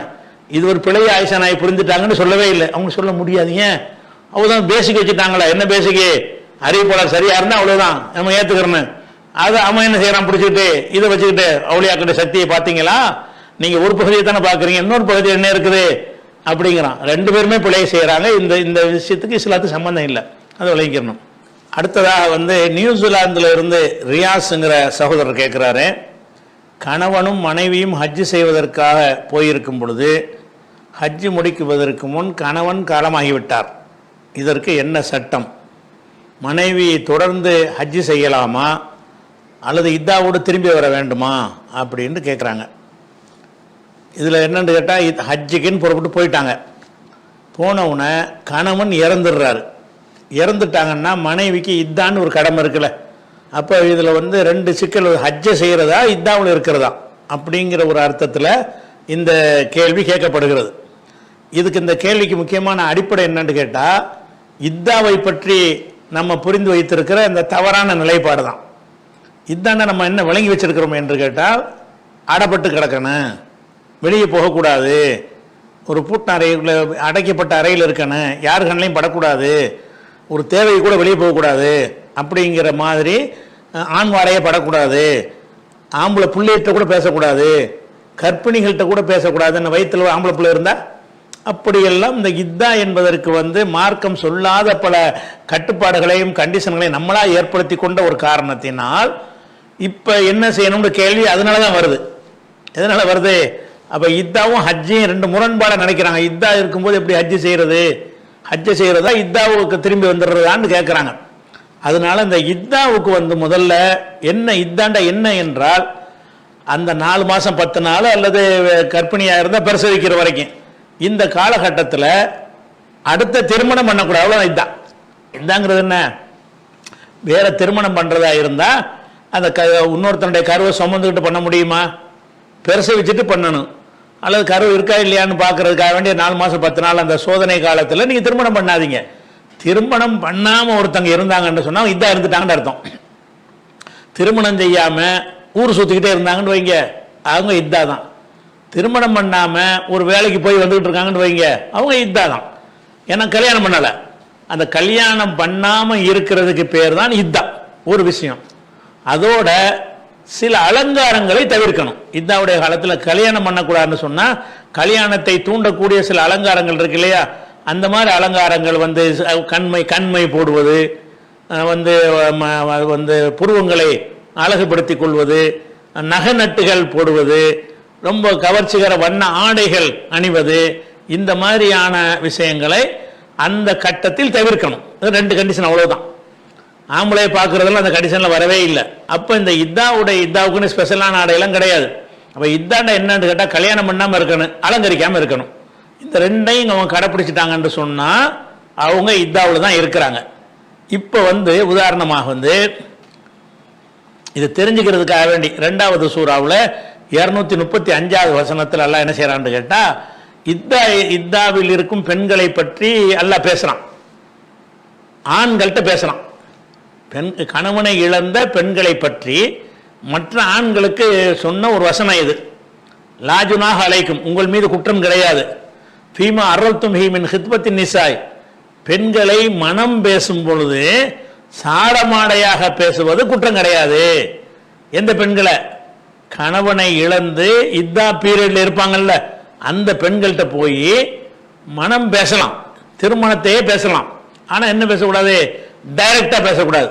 ஃபீமா அர்ரல் தும்பிஹிமின் ஹித்பத்தின் நிசா, பெண்களை மனம் பேசுவதை சாடை மாடையாக பேசிக்கொள்வது, அல்லது அக்கனந்தும் அம்புசிக்கும் மனசுல மறைத்துக் கொள்வது, இவருடைய இதான் முடியும் நம்ம கல்யாணம் பண்ணிக்கிறோம் அப்படின்னு மனசுல நினைத்துக் கொள்வது, அதை என்ன செய்யறான்னு கேட்டா அது குற்றம் இல்லைங்கிறான். அப்ப இதாவில் இருக்கிற பொம்பளைகிட்ட ஒரு ஆம்பளை பேசலாம். எந்த ஆம்பளை பேசலாம்? அவளை மணந்து கொள்வதற்கு ஏற்ற ஒரு ஆம்பளை. அண்ணன் தம்பிங்க சொல்லப்படல. அண்ணன் தம்பியை கல்யாணம் பண்ணுவாங்க, அண்ணன் தம்பியை அக்கா தங்கச்சியை கல்யாணம் பண்ணுவாங்க. கல்யாணம் பண்றது பற்றி பேசப்படுது. திருமண பேச்சை நீங்க சாடமாடையா பேசுங்கண்டா என்ன அர்த்தம்? இந்த ஆம்பளை அந்த பொம்பளைகிட்ட பேசலாம், இத்தாவில் நிலையிலேயே பேசலாம். என்ன பேசலான்னு கேட்டா, வலாக்கின் லாத்துவாயுதுன சிர்ரன், அதாவது ரகசியமா இது வாக்களிச்சிடாதீங்க. இதான் முடிஞ்ச நான் உன்னை கல்யாணம் பண்ணிக்கிறேன் அப்படின்னு சொல்லாம சாடமாடையா பேசுறேன்னு என்ன அர்த்தம்னு கேட்டா, கல்யாணம் பண்ண உங்களை மாதிரி ஒரு ஆளத்தாங்க பண்ணணும் அப்படின்னு சொல்றது. உன்னைய பண்ணுவேன்னு சொல்லாம உங்களை மாதிரி ஒரு பெண்ணை தான் நான் எனக்கு திருமணம் பண்றதா நான் பண்ணலாம்னு இருக்கிறேன் அப்படின்றது சாடமாடை. இப்படி சாடமாடையாக பேசிக்கொள்ளலாம். உலா தாசிமோ உக்குதத்த நிக்காகி, திருமணங்கிற முடிவுக்கு நீங்க வந்துவிடக்கூடாது. அத்தா எப்பொழுதுகளுக்கு தாபாச்சலாம், அந்த தவணை பூர்த்தி ஆகிற வரைக்கும் 4 மாதம் 10 நாள் அதை பிரசவிக்குதல் அது பூர்த்தி ஆகிற வரைக்கும் அப்படி செய்யக்கூடாதுங்கிறான். 2:235. அப்போ ஒரு பெண்ணு கணவனை இழந்திருக்கிறார்கள், அவளை கல்யாணம் பண்ணுவதற்கு அனுமதிக்கப்பட்ட ஒருத்தன், ஒரு அந்நியன் என்ன செய்யறான்னா அவள்கிட்ட பேசுறான். என்ன பேசுறான்? நீ நல்லா இருக்கிறமா, கவலைப்படாதீங்க, எல்லாம் நல்ல வாழ்க்கை, அதெல்லாம் போய் பேசிக்கலாம். பேசிட்டு திருமண பேச்சை கூட பேசலாம் சாடமாடையாக. உன்னைய கல்யாணம் பண்ணிக்கிறவேன்னு சொல்லாம உன்னைய மாதிரி அவள் கரைசனம் பண்ணலான் இருக்கிறன்ற மாதிரி ஒரு சாடமாடையாக பேசிக்கொள்ளலாம்டா. என்ன அர்த்தம்? அப்ப ஆண்களோட தொடர்பு இதாவுடைய அர்த்தத்தை எப்படி தலைகீழாக்கி வச்சிருக்கான்னு விளங்குதா? இதாவுடைய காலத்துல யார் அவளை கல்யாணம் பண்ணுவதற்கு மார்க்கத்தில் அனுமதி பெற்றவனா இருக்கிறானோ அவனே என்ன செய்யலான்னு கேட்டா, அந்த பெண்ணிட்ட கணவனை இழந்திருக்கிற பெண்கிட்ட போய் பேசலாம்னு சொல்றான். அப்ப இதாவுடைய அர்த்தம் வழங்கி போச்சா? இது அது போக என்ன செய்யறாங்கன்னா, உம்மு சலமா உம்மு சலமா யாருன்னு கேட்டா ரசூலுல்லாஹ்வுடைய மனைவி. பிறகு ஆரம்பத்தில் அவங்க அபூ சலமா என்பவருக்கு மனைவியா இருந்தாங்க. அப்படி இருக்கும் பொழுது அபூ சலமா என்ன செய்யறாருன்னு கேட்டா இறந்துடுறாரு. இறந்த உடனே உம்மு சலமா அபூ சலமா 2 பேருமே அவங்க அபிசினியா ஹிஜ்ரத் போயிட்டு மதீனாவுக்கு வந்துட்டு இங்க இருந்தாங்க. மதீனாவில் வச்சு இறந்துடுறாங்க. இறந்த உடனே அதை உம்மு சலமா சொல்றாங்க. இந்த ஹதீஸ் முஸ்லிம்ல வரக்கூடிய ஹதீஸ். ஃபலம்மா மாத்த அபூ சலமா என் கணவர் இறந்த பொழுது அத்தைத்து நபி ஸல்லல்லாஹு அலைஹி வஸல்லம், உடனே ரசூலுல்லாஹ்ட்ட நான் வந்தேன். வந்து இந்த மாதிரி அபூ சலமா இறந்துட்டாரு, எனக்கு நான் ஏதாவது சொல்லுங்க அப்படின்னோடனே அதுக்கு ஒரு துவா சொல்லி கொடுக்குறாங்க. அல்லாஹும்ம ஃபிர்லி வலஹு, என்னை அவரை மன்னிப்பாயாக அப்படிங்கிற மாதிரி வந்து இதை விட சிறந்த வாழ்க்கையை தருவாயாகன்னு ஒரு துவாவை கற்றுக் கொடுக்குறாங்க. அப்போ உம்மு சலமா வீடு, இந்த உம்மு சலமாங்கிறவங்க வேற ஒரு வீட்டில் இருக்கிறாங்க. அந்த அபூ சலமாவோட வீட்டில் அவங்க இருக்கிறாங்க. ரசூலுல்லாஹ் வந்து அவங்க வீட்டில் இருப்பாங்க. உம்மு சலமா எங்கேருந்து புறப்பட்டு வர்றாங்க? அவங்க கணவர் இறந்த உடனே அந்த இறந்த துக்கத்தில் இந்த 2-3 நாள் கூட அவர் அன்னைக்கே வர்றாங்க. இறந்த உடனே புறப்பட்டு வர்றாங்க. அல்லாஹ்வுடைய தூதரே, என் கணவர் இறந்துட்டாரு, எனக்கு என்ன சொல்றீங்க அப்படின்னு கேட்டு வர்றாங்க, ஒரு ஆறுதல் கேட்டு. அப்போ ரசூலுல்லாஹ் என்ன பண்ணுறாங்கன்னு கேட்டால் அதுக்கு ஒரு துவாவை சொல்லி கொடுக்குறாங்க. இது மாதிரி நீ ஓதிக்கிட்டு வா, இதோட சிறந்த வாழ்க்கையை தாண்டு கேளு, அல்லாஹ் எனக்கு இந்த துவாவை ஏற்றுக்கொண்டு ரசூலுல்லாஹ் எனக்கு கணவராக தந்துட்டான்னு அவங்க அறிவிக்கிறாங்க. அது பிரச்சனை இல்லை. பிரச்சனை என்னன்னு கேட்டால் உம்மு சலமா வந்து எப்படி கணவன் இறந்த உடனே வெளியே எப்படி வந்தாங்க? ரசூலுல்லாஹ் வீட்டுக்கே வந்தாங்க. அது ஒரு தவறாக இருந்தால் ரசூலுல்லாஹ் ஏன் கண்டிக்கலை? நீ எப்படி இப்போ கணவன் இப்போ தான் இறந்துருக்கிறாரு, அதுக்குள்ளே வந்துட்டியா நீ, ஒரு 4 மாதம் 10 நாள் கழிச்சு வா அப்படின்னு சொல்லியிருக்கேன்னு. அப்போ வருவது ரசூலுல்லாஹ் தடுத்தாங்களா? தடுக்கலை. அப்போ இதான் என்பது வெளியே போகிறது, வேலைக்கு போகிறது, எதுக்குமே தடை கிடையாது. விளங்குதா? ஒரு தொழில் பண்ணுறவங்களா இருந்தால் தொழில் பண்ணலாம், அவங்க வியாபாரம் பண்ணுறவங்களாம் வியாபாரம் பண்ணலாம், வேலைக்கு போகிறவங்களாம் வேலைக்கு போகலாம். என்ன அந்த அலங்காரங்களை தவிர்த்து கொள்ள வேண்டும், திருமணம்ங்கிற முடிவுக்கு வரக்கூடாது. வழங்குதா? எல்லாமே அந்த 4 மாதம் 10 நாள் இப்போ அல்லது நிறைய மாதம் கர்ப்பிணியாக இருந்தாங்கன்னா பிரசவிக்கிற வரைக்கும் அந்த இதான் நீடிக்கும். அப்போ அந்த மாதிரி தான் இருக்குது. அப்படி இருக்கும் பொழுது இப்போ ஹஜ்ஜிக்கு அதுக்கு என்ன சம்பந்தம் உங்களுக்கு? இந்த கேள்வி ஏன் வருது? ஹஜ்ஜிக்கு போயிட்டார், கணவர் இறந்துட்டாருன்னா ஒரு ஜனாசா கனசா எல்லாம் நடக்கும், எல்லாத்தையும் கூட மாட இருந்துட்டு அந்த அதோடு சேர்ந்து ஹஜ்ஜை செய்ய வேண்டியதானே. ஹஜ்ஜுடைய கிரியைகள் வந்து எப்படி இதாவை பாதிக்கும்? அது போக என்னன்னு கேட்டால் மார்க்கத்தில் நமக்கு என்ன சொல்லப்பட்டிருக்குன்னு கேட்டால் ஹஜ்ஜி உம்ரான்னு ஒரு தீர்மானம் பண்ணி இறங்கிட்டீங்கன்னா முடிச்சுட்டு தான் வெளியே வரணும். அல்லாஹ் 2வது சூராவில் 196 வசனத்தில் சொல்லுகிறான், வத்திமுல் ஹஜ்ஜ ஒரு முறுத்தல் இல்லா, ஹஜ்ஜை உம்ராவையும் அல்லாவுக்காக பூர்த்தியாக்குங்கிறான். பூர்த்தியாக்குறதுக்கு என்ன அர்த்தம்? இஹ்ராம் கட்டிட்டீங்கன்னா பூர்த்தியாக்கின்னு அர்த்தம். ஹஜ்ஜி செய்யுங்கன்னு நல்லா சொல்லலை. வத்திமு முழுமைப்படுத்தி விடுங்கள், அல் ஹஜ்ஜ உல் உம்ரத்தல் இல்லா, ஹஜ் உம்ராவை நீங்கள் என்ன செய்யுங்க, அல்லாவுக்காக முழுமைப்படுத்துங்க. ஆனால் உங்களை வந்து தடுத்து நிறுத்திட்டாங்கன்னு சொன்னால் ஹதி கொடுங்கிற போகக்கூடாது, இது அனுமதிக்க மாட்டோம், காஃபிர் கையில் அந்த மக்காவுடைய நிர்வாகம் இருக்குன்னு வைங்க, உள்ள அலப்பண்ண மாட்டேங்கிறான். அப்போ நம்ம பூர்த்தி செய்ய முடியாது. அப்போ அங்கனுக்குள்ளே இருந்து என்ன செய்யுங்க, நீங்கள் ஒரு ஹதி பிராணியை பழி கொடுத்துட்டு நீங்கள் பாட்டுக்கு இப்போ திரும்பி வந்துடலாம். அப்போ தான் நீங்கள் ஹஜ்ஜை பூர்த்தி செய்யாமல் இருக்கலாமே தவிர சாதாரணமான நிலையில் வந்து நீங்கள் ஹஜ்ஜை பூர்த்தி செய்ய உம்ரா ஹஜ்ஜுக்கு நீங்கள் போயிட்டீங்களா பூர்த்தி செய்யணும்ல, இடைமுறிப்பு கிடையாது. ஹஜ்ஜை இடைமுறித்தரே கூடாது. எதுனா எந்த மூத்து நடந்தாலும் என்ன மாதிரி காரியம் நடந்தாலும் அல்லது அவருக்கே இளம போயிடணும்.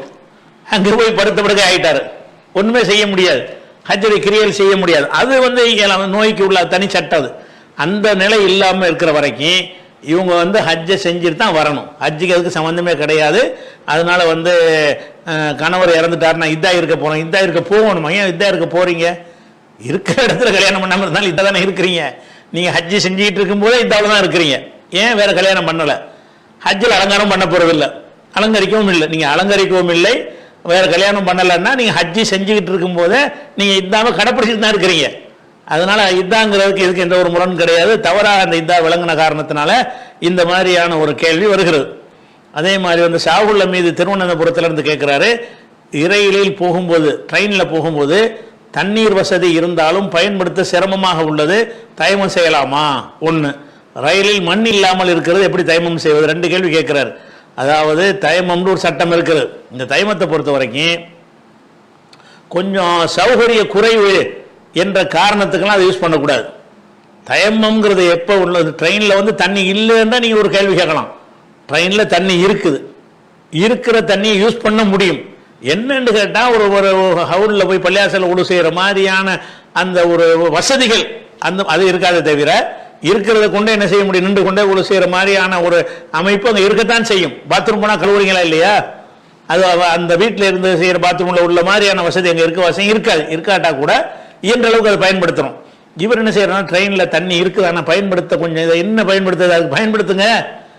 பயன்படுத்த கொஞ்சம் சிரமமாக இருக்கிறதுக்கு அவ்வளோமா அந்த தயமத்துக்கு சலுகை தரப்பட்டிருக்கு.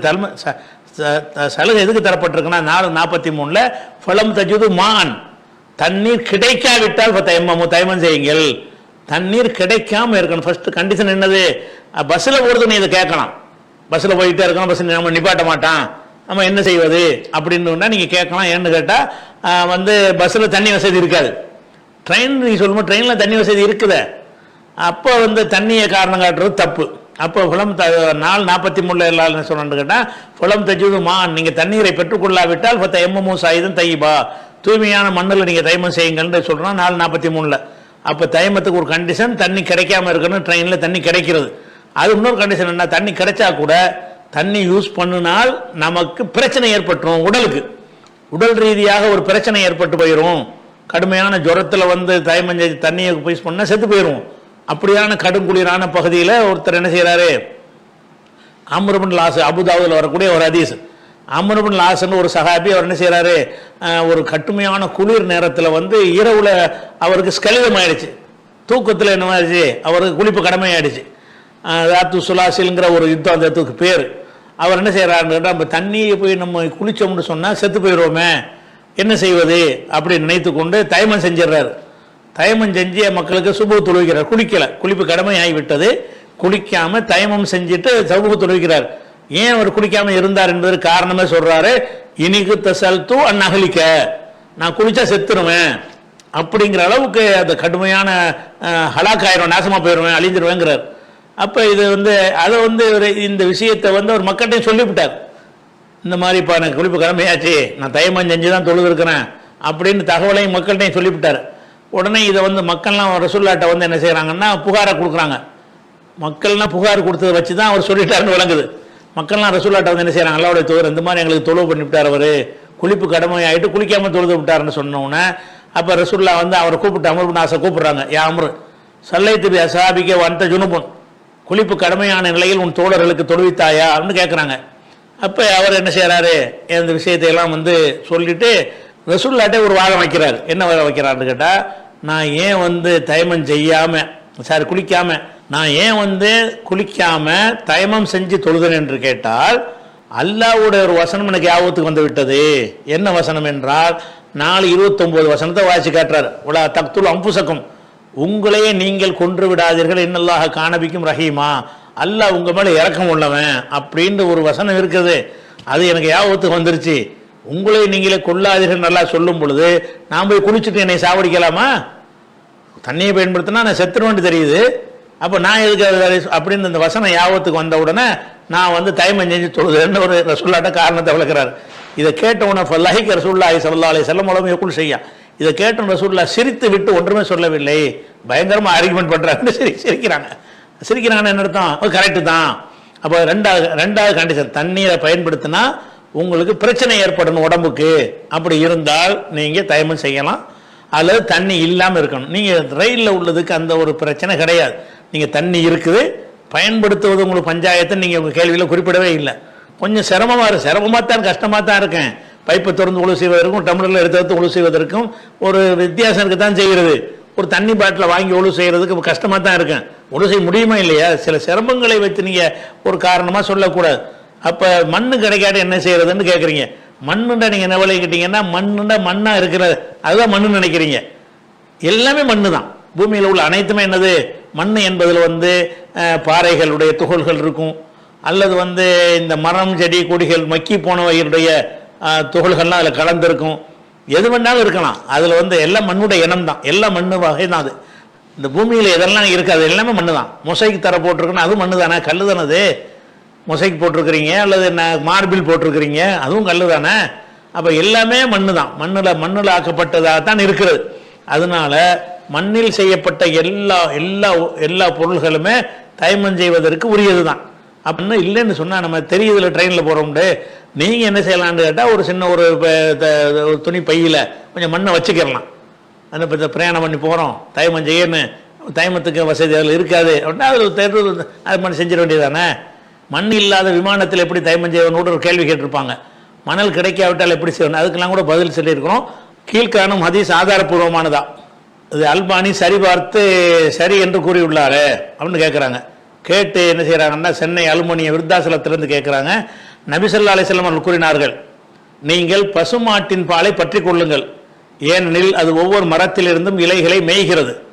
மேலும் அது ஒவ்வொரு நோய்க்கும் நிவாரணமாகும். அறிவிப்பாளர் அப்துல்லா இப்னு மசூத் நூல் வந்து சில்சிலா சஹியா, அல்பானியுடைய நூலை தான் போட்டிருக்கிறார். அவர் அல்பானி நூல் வந்து ஆதாரமாக காட்டக்கூடாது, ஏன்னா அவர் ஒரு தொகுப்பாளர் தான். அவர் எங்கேருந்து எடுத்தாரோ அதுதான் ஆதாரமாகவும் அவர் இப்படி போட்டு கேட்டிருக்கிறாங்க. இது சரியாண்டு என்ன சொல்கிறாங்கன்னு கேட்டால், பசுமாட்டு பாலை நீங்கள் குடிங்க, அது வந்து ஒவ்வொரு நோய்க்கு அது மருந்தாக இருக்கிறது. ஏன்னு கேட்டால் அவர் ஒவ்வொரு மரத்தில் எல்லா இலைகளையும் சாப்பிடுறது, அனைத்து இலைகளையும் அந்த மாடு சாப்பிட்ற காரணத்தினால நல்ல மெடிசன்லாம் அதில் இருக்கும் அப்படின்னு சொல்லிட்டு ஒவ்வொரு நோய்க்கு மருந்தாகும்னு இந்த ஹதீஸை போட்டு, இது அல்பானி என்ன செய்கிறாருன்னா இது சரியான ஹதீஸு அப்படின்ட்டு வர சொல்கிறார். அல்பானி சொல்லக்கூடிய அந்த ஹதீஸு வந்து எந்த நூல்களில் இருக்குன்னு கேட்டால் இருக்குது ஹதீஸ். எந்த நூலில் இருக்குன்னு கேட்டால் முஸ்னத் அகமதில் இந்த ஹதீஸ் இருக்கிறது. அதே மாதிரி பைஹக்கி சுனனுல் குப்ராவில் வார்த்தை வித்தியாசத்தோடு அந்த ஹதீஸ் இருக்கிறது. நசையுடைய குப்ராவுலையும் இந்த ஹதீஸ் இருக்கிறது. ஹாக்கிம்லையும் இருக்கிறது. ஒவ்வொன்றிலையும் வந்து தபுரானியுடைய கபீர்லையும் இருக்கிறது. இப்படி 5 நூல்களில் இந்த ஹதீஸ் வருகிறது. கருத்து இந்த கருத்து வார்த்தைகள் வித்தியாசமாக பல மாதிரி வருகிறது. ஆனால் எல்லாத்துலேயுமே மாட்டுப்பாலை குடிங்கிற ஒரு விஷயம் தான் வருது. அது நோய் நிவாரணம், மரண முதுமையை தவிர எல்லா நோய்க்கும் நிவாரணம், ஒவ்வொரு நோய்க்கு நிவாரணம்னு பல வார்த்தைகளை கொண்டு வருகிறது. இந்த ஹதீஸை பொறுத்த வரைக்கும் இதை வந்து சரியான்னு கேட்டிங்கன்னா பெரும்பாலான ஹதீஸுகள் வந்து சரியாக இருக்கிறது. சரி என்று சொன்னால் அந்த ஹதீஸ்களை அறிவிப்பாளரை மட்டும் பார்க்கக்கூடியவங்க இருப்பாங்கல்ல, உள்கருத்தை சிந்திக்காமல் அந்த அவர் சரி இந்த ஆட்கள் ஹதீஸ் கலையில் ரெண்டு சாரார் இருக்கிறாங்க. ஹதீஸை வந்து சொன்ன ஆட்களை வைத்து இந்த செய்தியுடைய நம்பகத்தன்மையை மட்டும் பார்க்கக்கூடியவர்கள் ஒரு சாரார். இன்னொரு சாரார் வந்து அவனுடைய கருத்தை வைத்து கொண்டு இது வந்து வேற கருத்துக்கு மாற்றமாக வருதா, குரானுக்கு மாற்றமாக வருதா, அல்லது இது தவறாக புரிந்து கொள்ளப்பட்டிருக்கிறதா, இதில் ஏதாவது பிழை இருக்கான்னு அப்படி சிந்திக்கக்கூடியதும் இந்த ஹதீஸுடைய ஆய்வு தான். ஆனால் சனதை பார்க்கக்கூடியவங்களுடைய பார்வையில் பார்த்தீங்கன்னு சொன்னால் இது அல்பானியெல்லாம் அதை பார்க்கக்கூடியவர் தான், ஒரு கருத்தெல்லாம் பார்க்க மாட்டார். அல்பானி என்ன செய்கிறாருன்னா அது சஹீன்னு சொல்கிறாரு, நிறைய பேர் சஹீன்னு தான் சொல்கிறாங்க. ஆட்களை வச்சு பார்த்தீங்கன்னு சொன்னால் இது சரியான ஹதீஸ் தான். அல்பானி அதை தான் பார்ப்பார், அதை பார்த்துட்டு தான் சரிங்கிறார். ஆனால் ஒரு விஷயத்தை பார்க்கணும், வகையில் வந்து பொய் இருக்காது, உண்மைக்கு மாறானது இருக்காது. அப்போ இதில் என்ன விஷயங்கள் வருதுன்னு கேட்டால் 2 விஷயம் வருது. இந்த மாட்டுப்பாலை ஏன் சாப்பிடலான்னு கேட்கும்போது மாடு வந்து என்ன செய்யும்னு கேட்டால் எல்லா இலைகளையும் சாப்பிடும் அப்படின்னு சொல்லி அதில் வருகிறது. ஆனால் நீங்கள் தேடி பாருங்கள், மாடு எல்லா இலையும் சாப்பிடாது. மாடு வந்து அரளி விதை, அரளி இலை இருக்குல்ல அதை சாப்பிடாது, ஊமத்தை இலையை சாப்பிடாது, வேப்ப இலையை சாப்பிடாது, எருக்கஞ்செடியை சாப்பிடாது, ஆமணக்கு விளக்கெண்ணெய் இருக்குல்ல ஆமணக்கு இலை அதை சாப்பிடாது, கண்டங்கத்திரி இலையை சாப்பிடாது, நாவப்பழம் இருக்கு நவாப்பழம்ங்கிறாங்கல்ல நாவற்பழம் அதனுடைய இலையை சாப்பிடாது, கற்றாழை செடியை சாப்பிடாது, பெருங்காயத்துக்குரிய மரம் ஒன்று இருக்குது அதை சாப்பிடாது, துளசி இலையை சாப்பிடாது, கருவேப்பிலையை சாப்பிடாது, இதில் காட்டு காணான்களை சாப்பிடாது, மந்தாரை இலையை சாப்பிடாது, நொச்சி இலையை சாப்பிடாது. அப்போ வந்து மாடுகள் எல்லா இலையும் சாப்பிடுகிறதுன்னு அப்புறம் ரசூலுல்லாஹ் சொல்லுவாங்களா? உண்மைக்கு மாற்றமா? அதுவாக தன்னால் ஒதுங்கிக்கணும். ஆனால் சில இந்த இலைகளை எல்லாம் ஒன்றுமே இல்லைங்கிற கட்டத்தில் 3 நாளைக்கு பட்னியாக போட்டால் சாப்பிடும். நம்ம ஒன்று என்ன செய்வோம், திப்போம்ல, நம்மளே 3 நாளைக்கு பட்னியாக போட்டால் செத்த ஆட்டை கூட திங்கத்தானே செய்வோம், ஹலால் ஆயிரும்ல.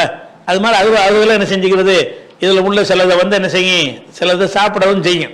எப்போ சாப்பிடேன், புல்லு கிடைக்கல, ஒன்றும் கிடைக்கல, புண்ணாக்கு வைக்கல, பருத்தி கொட்டை வைக்கல, அடைச்சே போட்டு வச்சுவிட்டீங்க, ஒன்றுமே இல்லை.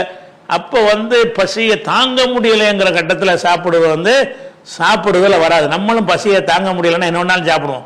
அதனால் அது சாப்பிடத்தக்கதுன்ற கருத்தில் நம்ம எடுத்துக்கொள்ள மாட்டோம். அதனால இது வந்து எல்லா இலைகளையும் போய் சாப்பிடுது அப்படிங்கிறாங்க. எல்லா இலைகளையும் மாடு சாப்பிட, இதெல்லாம் வந்து இணையதளத்தில் தேடி பார்க்கும்பொழுது மாடுகள் சாப்பிடாத உணவுகள்னு நீங்கள் தேடி பாருங்கள். அதில் ஒன்றுன்னா ஒவ்வொருத்தனும் ஒரு இதில் பார்த்தா ஒன்று போட்டிருப்பாங்க. வரிசையை தேடி பார்த்தீங்கன்னு சொன்னால் இம்புட்டையும் போட்டிருக்கிறான் மாடு சாப்பிடாத வகைகள்னு தேடி பார்க்கும்போது ஒவ்வொரு ப்ரௌசரில் போய் தேடும்போது ஒவ்வொரு விதமான செய்திகளாக கிடைக்கும். அல்லது ஏஐயில் கேட்டால் கூட என்ன செய்யும், ஒவ்வொருத்தன் ஒன்று சொல்லுவான், எல்லாத்தையும் கூட்டி கழிச்சு அதில் ஒரு கருத்துக்கு வந்துடலாம். ஆனால் மாடு எல்லாத்தையும் சாப்பிடுதுங்கிறத ஒரு விஷயம் வந்து சரி, எல்லாத்தையும் சாப்பிட்றதுக்கு நோய் நிவாரணத்துக்கு என்ன அதில் தொடர்பு என்ன இருக்குது? எல்லாத்தையும் சாப்பிட்டா நோய் நிவாரணம் இருக்கும். நோய் நிவாரணம்ங்கிறது அதுக்குரிய ரீசனோடு அது இருக்கணும், அது ஒரு விஷயமா இருக்கிறது. அதுக்கு அடுத்தது வந்து எல்லா நோய்க்கும் மருந்து இந்த கரிஞ்சீரகத்துக்கு வர்ற மாதிரி வருது. எல்லா நோய்க்கும் மருந்து, மாட்டுப்பாலுங்கிறது எல்லா நோய்க்கும் மருந்து என்று மருத்துவர்கள் சொல்லவே இல்லை. 50-50 தான். மாட்டை பற்றி நீங்கள் விஞ்ஞானிகளுடைய ஆய்வு எடுத்துக்கிட்டீங்கன்னு சொன்னால் அதில் நன்மைகள் இருக்கிறது போலவே தீமைகளும் இருக்கிறது. இன்னென்ன கேடுகள்லாம் இருக்கிறது. சில குறிப்பாக அந்த புரோட்டீன்லாம் அந்த அந்த கிட்னியில் பிரச்சனை உள்ளவங்கலாம் பாலை குடிக்கக்கூடாது.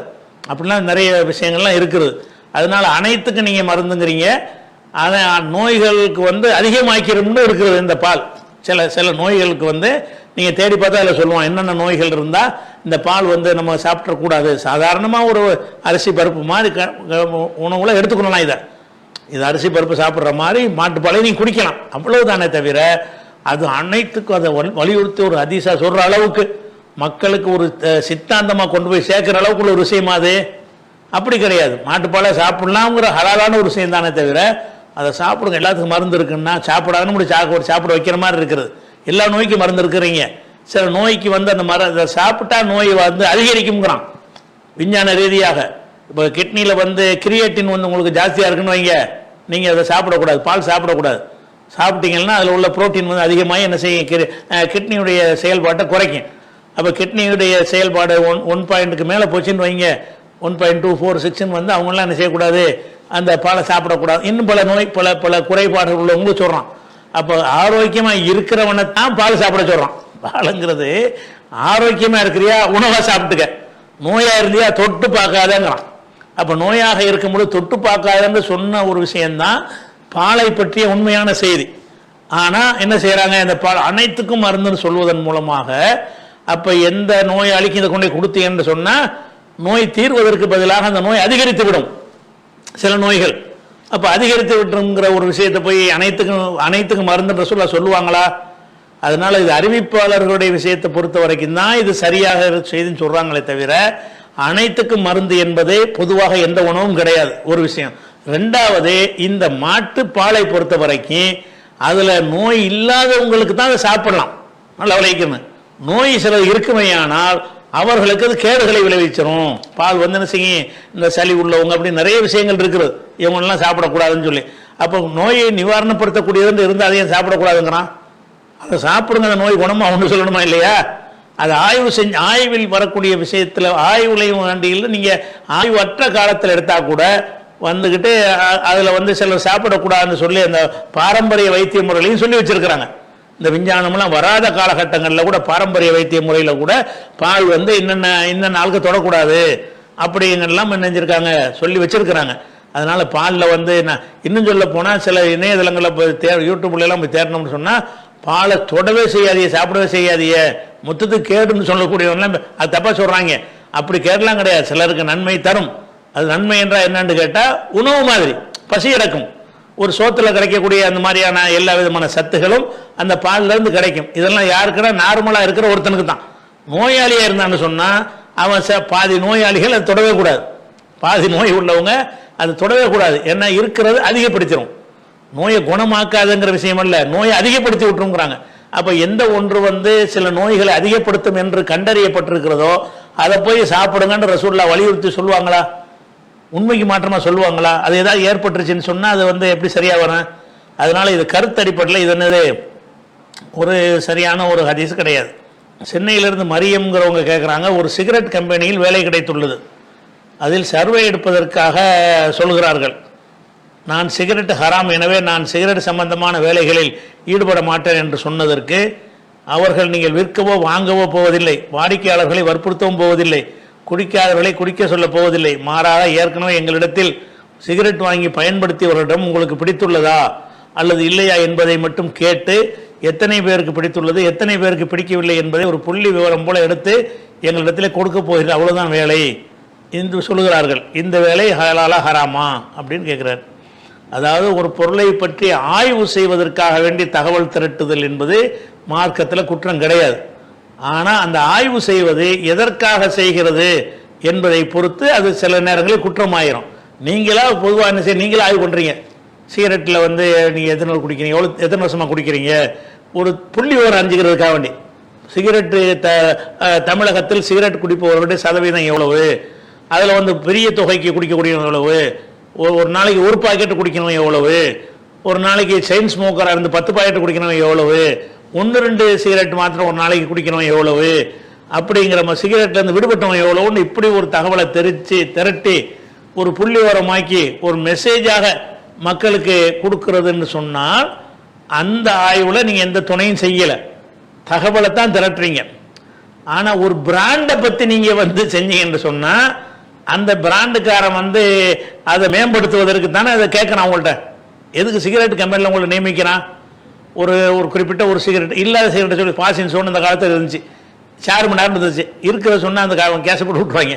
அப்போ சார்மினார்னு ஒரு சிகரெட் ஒரு காலத்தில் இருந்துச்சு. அதுக்கு நீங்கள் உங்களை சர்வே எடுக்க அனுப்புகிறாங்க. நீங்கள் சார்மினாரை போய் எடுத்துகிட்டு நான் கொடுக்குறீங்கன்னா அவன் என்ன செய்வான்? ஓ, நம்ம இதில் இன்னென்ன குறையை சொல்கிறாங்க, இந்த குறையை சரி பண்ணோம்னா இன்னும் கொஞ்சம் விற்கும், நம்ம பிராண்டை விட்டு அவன் மாற மாட்டான் அப்படின்னு சொல்லி அதனுடைய விலை அதிகமாக இருக்குன்னு சில பேர் சொல்லியிருப்பான். அது ரொம்ப சீக்கிரத்தில் கரைஞ்சி போயிடுன்னு ஒருத்தன் சொல்லியிருப்பான். அல்லது அது இருமல் வருது அப்படின்னு ஒருத்தன் சொல்லியிருப்பான். அப்படிங்கிற ரொம்ப நேரம் துர்வாடை இருக்குன்னு சொல்லியிருப்பான். இப்படி ஒவ்வொருத்தவன்னு சொல்லியிருப்பான். அப்போ இந்த தகவலையெல்லாம் திரட்டிட்டு போய் அதிகமான பேர் என்ன சொல்கிறாங்கன்னு பார்த்துட்டு அந்த குறையை சரி பண்ணி அந்த வியாபாரத்தை மேம்படுத்துவதற்கு தானே எடுக்கிறான். அப்போ சர்வே எடுப்பது சர்வேங்கிறதுல பல தவறான விஷயங்களையும் நம்ம சர்வே எடுக்கலாம். குடிகாரனை பற்றி கூட சர்வே எடுக்கலாம்ல, எவ்வளோ பேர் இருக்கான்னு தெரிஞ்சுக்கிறதுக்கு தானே. ஒரு இன்ஃபர்மேஷன், ஒரு தகவலை அறிந்து கொள்வதற்கு, மக்களுக்கு அறிவிப்பதற்காக வேண்டி, தகவல் திரட்டுவதற்காக வேண்டி எல்லாத்தையும் நீங்கள் எடுக்கிறது தப்பே கிடையாது. ஒரு பிராண்டுக்கு நீங்கள் எடுத்தீங்கன்னு சொன்னால் அது அவனுக்காக எடுத்தால், ஒரு பிராண்டுக்கு எடுக்கிறீங்க அவனுக்காக எடுக்கிறான், அவன் எனக்கு இருக்கணும் உங்களுக்கு சம்பளம் தருவதற்கு. அதுக்கு எந்த துணையும் நீங்கள் செய்யலைன்னா உங்களையா சம்பளத்துக்கு நியமிக்கிறான். அவன் எதுக்கு உங்களை நியமிக்கிறான்? மக்களுடைய அந்த சிகரெட் குடிப்பவனுடைய, அந்த பிராண்டை குடிப்பவனுடைய ஒரு மனநிலையை அறிந்து கொண்டு அதுக்கு ஏற்றவாறு அந்த சிகரெட்டுடைய தரத்தை மேம்படுத்தி இன்னும் கொஞ்சம் விற்பனை அதிகரிப்பது, அதுலேயே அவனை தக்க வைப்பது, அதுக்கு தானே உங்களை எடுக்க சொல்கிறான், அதுக்கு தானே உங்களுக்கு சம்பளம் தரணும். அப்போ அப்பட்டமாக துணை செய்கிறது தான் இது. சிகரெட்டுக்கு துணை செய்கிற ஒரு ஆய்வுல தான் வருமே தவிர அது தீமைக்கு தாவணும் அல்ல இசுமே உழுதுவான், பாவத்துக்கும் வரம்பு மீறலுக்கும் உதவாதீங்க நல்லா தெளிவாக கட்டளை போட்டான். இது பாவம், இது வரம்பு மீற உதவத்தான் செய்கிறீங்க, அது விளைவிக்கணும்.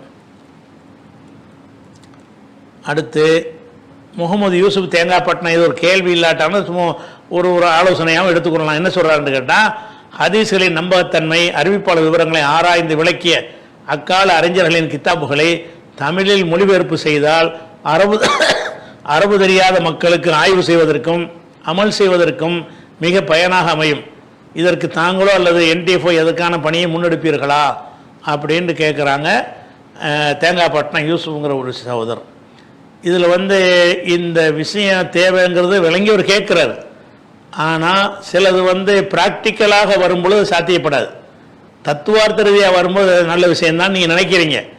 ஆனால் இதை நீங்கள் மொழிபெயர்த்து புத்தகமாக ஆக்கணும்னு சொன்னால் அது பெரிய பட்ஜெட், சும்மா மொழிபெயர்க்க இயலாது. அந்த மொழிபெயர்ப்பதற்குன்னு சில ஆட்களை நம்ம நியமிக்கணும். அதை நியமித்து அவங்களுக்கு சம்பளம் கொடுக்கணும். அவங்க அந்த ஹதீஸ் பல வால்யூம்களை கொண்டது. இது என்ன செய்கிறது, பெரிய பல வால்யூம்களை கொண்ட ஹதீஸ் நூல்களாக இருக்கும் பொழுது அதுகளையெல்லாம் என்ன செய்யணும்னு கேட்டால் அதை மொழிபெயர்த்து செய்வதற்கு அதுக்கு ஊழியரை போடணும். அதுக்கு பல லட்சங்கள் அதுக்கு செலவாகி போயிடும். அது ஆன பிறகு ஒவ்வொரு வால்யூமாக அச்சடித்து வெளியிடணும். அச்சடிக்கிறதா இருந்தால் ஒரு தகதீபுங்கிறத எடுத்தால் கூட 30 வால்யூம் இருக்குது. அது தமிழில் போட்டிங்கன்னா அது 40 வால்யூம் வந்துடும். 40 குரான் சைஸுக்கு வந்துடும் ஒரு கித்தாபுக்கு 40 வால்யூமாக மொழிபெயர்த்தீங்கன்னு சொன்னால் இந்த 40ஐயும் வெளியிட்டு முடிப்பதற்கு கிட்டத்தட்ட 1 கோடி ரூபா கையில் வச்சிருக்கணும். அச்சிடுறதுக்கு கொடுக்கணும்ல, 1 கோடி ரூபா இருந்தால் தான் அதை செய்ய முடியும். அப்படி செஞ்சுட்டு வந்த பிறகு ஒருத்தன் செய்வானான்னு கேட்டால் செய்ய மாட்டான். ஏன்? அது வித்தாதனும் அடிப்பான். இந்த தகுதி வந்து விட்டது வாங்கிக்கொள்ளுங்க, எத்தனை பேர் வாங்குவான்? இன்னும் புகாரி வாங்காதவங்க எத்தனை பேர் இருக்கிறாங்க? முஸ்லீம் ஹதீஸ் நூல் வந்திருக்கு, அதை விலை கொடுத்து வாங்காதவங்க இருக்கிறாங்க. குரான் தமிழாக்கம் வாங்காத மக்கள்லாம் இருக்கிறாங்க. அவங்கள்ட்ட போய் ஹதீஸ் கலை அறிவிப்பாளரை பற்றிய நூல் தயாராகிவிட்டதுன்னு சொன்னீங்கன்னு சொன்னால் அதில் எவ்வளோ ஒரு 1000ல் ஒரு முஸ்லீம்ங்கிற கணக்கில் வாங்குவான். அதிகபட்சமாக ஒரு 1000 பேர் இருந்தால் அதில் ஒரு முஸ்லீம் வாங்குவான். அவனும் வசதி இருந்தால் தான் வாங்குவான். 40 வால்யூம்லாம் வாங்குவான்னு சொல்ல முடியாது. அப்போ என்ன செய்வாங்கன்னா அதுக்கு பிரிண்ட் பண்ணி முதலீடு செய்து அதை நடத்துகிறவங்க போட்ட காசை எடுக்க முடியுமான்னு பார்ப்பாங்கல்ல. நான் பாட்டுக்கு 1 கோடி செலவு பண்ணி அடித்து வச்சுக்கிட்டு மாதத்துக்கு 2 புஸ்தகம் வந்துச்சுன்னு வைங்க, அவனுக்கு சம்பளம் கொடுக்க இயலுமா? ஏதாவது நிர்வாகம் பண்ண ப்ராக்டிக்கலாக முடியாது. ப்ராக்டிக்கலாக முடிகிறதுனா எப்போ முடியும்னு கேட்டால் மக்கள்கிட்ட அந்த வாசிப்பு திறன் அதிகமாகி எல்லாருக்கும் தேட்டமாகி எல்லாரும் வாங்கக்கூடியவர்களாக மாறி அப்படி இருக்கக்கூடிய நிலை வந்தால் நம்ம அடித்து வச்சாலும் விற்கலாம். அரபுலாம் அது அரபு ஆங்கிலத்துலலாம் எதுக்கு சாத்திய மாவு, அரபு ஆங்கிலம் உருது இதுகள்லாம் சாத்தியமாகுது எப்படின்னு நீ கேட்கலாம். அதெல்லாம் வந்து அதுக்கு பேக்ரவுண்டில் வந்து கவர்மெண்ட் இருக்கிறாங்க. இப்போ அரபியில் உள்ள கிதாபுகளை வந்து எந்த ஒரு நிறுவனம் அச்சிட்டு விற்காவிட்டாலும் கூட அந்த அந்த அரசாங்கங்கள் அதனுடைய மானியத்தை கொடுத்து அதுக்கு ஒரு பெரிய ஃபண்டை ஒதுக்கி அவங்க சைட்லேருந்து அடித்து ஃப்ரீயாக கூட எல்லா கிதாபும் தர்றாங்க. அரபுகளில் பல கிதாபுகள் வந்து ஃப்ரீயாக தர்றாங்க. அப்போ அந்த மாதிரி உள்ள ஒரு ஒரு அந்த சப்போர்ட், கவர்மெண்ட் சப்போர்ட். அதே மாதிரி இங்கிலீஷ்லேயும் அந்த முஸ்லீம் நாடுகள் என்ன செய்கிறாங்க, ஆங்கிலம் ஒரு சர்வதேச மொழியாக இருக்கிறதுனால ஆங்கிலத்தில் மொழிபெயர்க்க அவனே ஏற்பாடெல்லாம் பண்ணி கொடுக்குறான். பண்ணி கொடுத்து அந்த செலவெல்லாம் பண்ணி அவனை அச்சடித்து அவனை விற்கவோ இலவசமாகவோ பல பகுதிகளுக்கு அனுப்புகிறான்னா ஆங்கிலத்தில் இந்த நூல்கள்லாம் ஓரளவுக்கு மொழிபெயர்த்து வந்திருக்கிறது, அரபியில் மூலத்தில் இருக்கிறது. உருதுவில் என்ன செய்யுதுன்னா இந்த பாகிஸ்தான் இந்த மாதிரியான உருதுடைய நாடுகள்லாம் இருக்கிறதுனாலையும் அந்த மொழிக்கு அவங்க கோரிக்கை வைக்கும் பொழுது அந்த முஸ்லீம் அரபு நாடுகளை கூட அதுக்கு ஃபண்டெல்லாம் ஒதுக்குற ஒரு காரணத்தினாலேயே அவங்களுக்கு விற்கணுங்கிற கணக்கு கிடையாது. விற்றா விற்கிது, விற்காட்டி ஃப்ரீயாக கொடுத்துட்டு போகிறோம் அப்படின்னு இருக்கிறதுனால சாத்தியப்படுது. இப்போ நம்ம தமிழுக்கெல்லாம் அப்படி ஒரு வலியுறுத்தக்கூடிய எந்த ஒரு நாட்டில் தமிழில் ஒரு ஆட்சியாக இருந்து ஒரு நாடாக இருந்துச்சுன்னு வைங்க, அப்போ அந்த கவர்மெண்ட்டில் முயற்சி பண்ணி அல்லது அவங்க போய் சவுதி அன்னைக்கு இந்த மாதிரி எங்களுக்கு இந்த தமிழுக்கு ஒன்று தாங்கன்னு கேட்டால் வேண்டாம், அவனே சில ஆட்களை நியமித்து மொழிபெயர்த்தாங்கன்னு கேட்டு ஃப்ரீயாக கூட அச்சிடுவான். அதுக்கெல்லாம் சாத்தியம் இருக்கிறது. அப்படி இல்லாமல் இப்போ நம்ம போய் அதை செய்கிறதா இருந்தால் ஒரு நூலை வெளியிட முடியாது. தகதீபு அல்ல தகரீபு தகதீபு அல்ல ஜரகு தாதிகள்னு இப்படி நீங்கள் அறிவிப்பாளர் இருக்குல்ல, அதே நூற்றுக்கணக்கான நூல்கள் இருக்கிறது. அதில் பிரதானமான நூல்களை மாத்திரம் அச்சிட்டு செய்வதாக இருந்தால் கூட ஒரு நூலுக்கும் அது பல எடிஷன்களுக்கு சேர்த்து 1 கோடி ரூபா அதுக்குன்னு துவக்க காலமாக டெபாசிட்டில் வைக்கணும். அப்படி முதலீடு பண்ணணும் பேப்பருக்கு, அதுக்கு எல்லாத்துக்கும் பண்ணணும். சாத்தியப்படாது. நடைமுறைக்கு கொஞ்சம் அது இப்போ சிரமம். என் பெயர் சையத் இப்ராஹிம், நான் தேவகோட்டையில் இருந்து பேசுகிறேன். என்னோட கேள்வி என்னன்னா, ஆதம் அலைஹிஸ்ஸலாம் பூமிக்கு இறங்கின பின்னாடி ஆதம் அலைஹிஸ்ஸலாம் மரணித்து விட்டார்கள், அதுபோல் இப்லீஸும் மரணித்து விட்டானான்னு கேட்குறாரு. அது ஆதம் அலைஹிஸ்ஸலாத்தை அல்ல பூமிக்கு இறக்குனா அவர் மூத்தா போயிட்டாரு, இப்லீஸையும் எல்லாம் இறக்கணும், அவன் இருக்கிறானா போயிட்டானா அப்படின்னு கேட்குறாரு. இப்லீஸை பொறுத்த வரைக்கும் அல்லாஹ் வந்து அவனுக்கு வாழ்நாள் அதிகமாக கொடுத்துருக்குறான். அவன் ஒன்றும் இறந்து போகலைங்கிற இதை சொல்கிறோம்னு கேட்டால் அவனை அல்லாஹ் வந்து வெளியேற்றுவான், இங்கேருந்து போடான்னு சொல்லி வெளியேற்றுவான். அந்த வெளியேற்றுற விஷயத்தை 7வது சூறாவில் 13, 14, 15 அல்லாஹ் சொல்லும்போது என்ன செய்கிறான்னு கேட்டால் அவனை ஃபஹ்ருஜின்னக சாகுரேன், வெளியேறு, நீ சிறுமை அடைந்தவனாக இருப்பாய் அப்படின்னு வந்து அல்லாஹ் வந்து அவனை வெளியேற்றுறான். அப்போ அவன் கேட்குறான், இப்லீஸ் கேட்குறான், ரப்பி அன்துர்னி இலா யோமி யுபாஸூன், திரும்ப எழுப்பப்படுற வரைக்கும் எனக்கு ஒரு அவகாசம் கொடு, மக்கள்லாம் மூத்தாக்கி ஒரு எழுப்புவீங்கள அது வரைக்கும் எனக்கு ஒரு டைம் கொடு அப்படின்னு நல்லா கேட்குறான், இப்லீஸ் கேட்குறான். அப்போ எல்லாம் என்ன செய்கிறான்னு கேட்டால் இன்னக்கு மினல் முந்தரேன், நீ அவகாசம் கொடுக்கப்பட்டு விட்டாய். அப்போ கேம நாள் வரைக்கும் இருப்பான், சாக மாட்டான். கேம நாளில் எல்லாரும் உலகம்னு அழிக்கப்படும்ல, அப்போ அழிஞ்சிருவான். அப்போ உலகம் அழிக்கப்படுற நாள் வரைக்கும் அவன் என்ன செய்வான், இருந்து கொண்டு கெடுத்துக்கிட்டு தான் இருப்பான். இது 7, 15 வரக்கூடிய ஒரு விஷயம். அதே மாதிரி இதே விஷயத்தை வந்து 15வது சூறாவில் 35, 36, 37, 38 வசனங்களில் சொல்லும் பொழுது அப்போ என்ன செய்கிறான்னு கேட்டால் அவன் கேட்குறான், ரப்பி அந்திரணி இலா யோமி யுபாஸூன், திரும்ப எழுப்பப்படுற வரைக்கும், மக்கள்லாம் திரும்ப எழுப்பப்படுவாங்கல்ல அது வரைக்கும் ஒரு டைம் கொடு அப்படின்னு கேட்குறான். அப்போ அல்லாஹ் சொல்கிறான், ஃபைன்னக மினல் முந்தரீன், நீ டைம் கொடுக்கப்பட்டு விட்டாய், இலா யோமில் வக்தில் மாலூம், அந்த அறியப்பட்ட அந்த நேரம் வரைக்கும், திரும்ப எழுப்பப்படுற நாள் இருக்குல்ல அது வரைக்கும் தான் உனக்கு வந்து டைம் இருக்கிறது, அழிக்கப்படுற நாள் இருக்குல்ல அது வரைக்கும்ட்டான். அதே மாதிரி இதே கருத்து வந்து 38வது சூறாவில் 79, 80, 81 இருக்கிறது. இப்படி 3 சூறா, 7வது சூறா, 15வது சூறா, 38வது சூறாவில் இதே உரையாடல், அல்லாஹ்வுக்கும் இப்லீஸ் நடந்த உரையாடல் சொல்லப்படும் பொழுது அவனை சாவுமாறு அல்லாஹ் விடலை, நம்மளெல்லாம் கெடுப்பதற்கு அவனுக்கு சந்ததிகள்லாம் பெற்று அவனுடைய சந்தேகத்தானே செய்தான்கிறோம். செய்தாங்கிறம அந்த இப்லீஸுங்கிறனுடைய வழித்தோன்றல்களுக்கு பேர் தான் செய்தான்கிறது. அப்போ அவனும் அவனுடைய சந்ததிகள் என்ன செய்கிறாங்க, இருந்துகிட்டே இருக்காங்க. அவன் சாவலை. இப்லீஸ் என்ன செய்யலை, இப்லீஸுக்கே பிரத்யேகம் அவனுக்கு எல்லாம் வந்து டைம் கொடுத்து விட்டான். சாவர வரைக்கும், என்ன உலகம் அழிகிற வரைக்கும் அவன் இருப்பான், உலகம் அழியும்போது அவன் அழிஞ்சிருவான். அதனால அவன் சாவலை.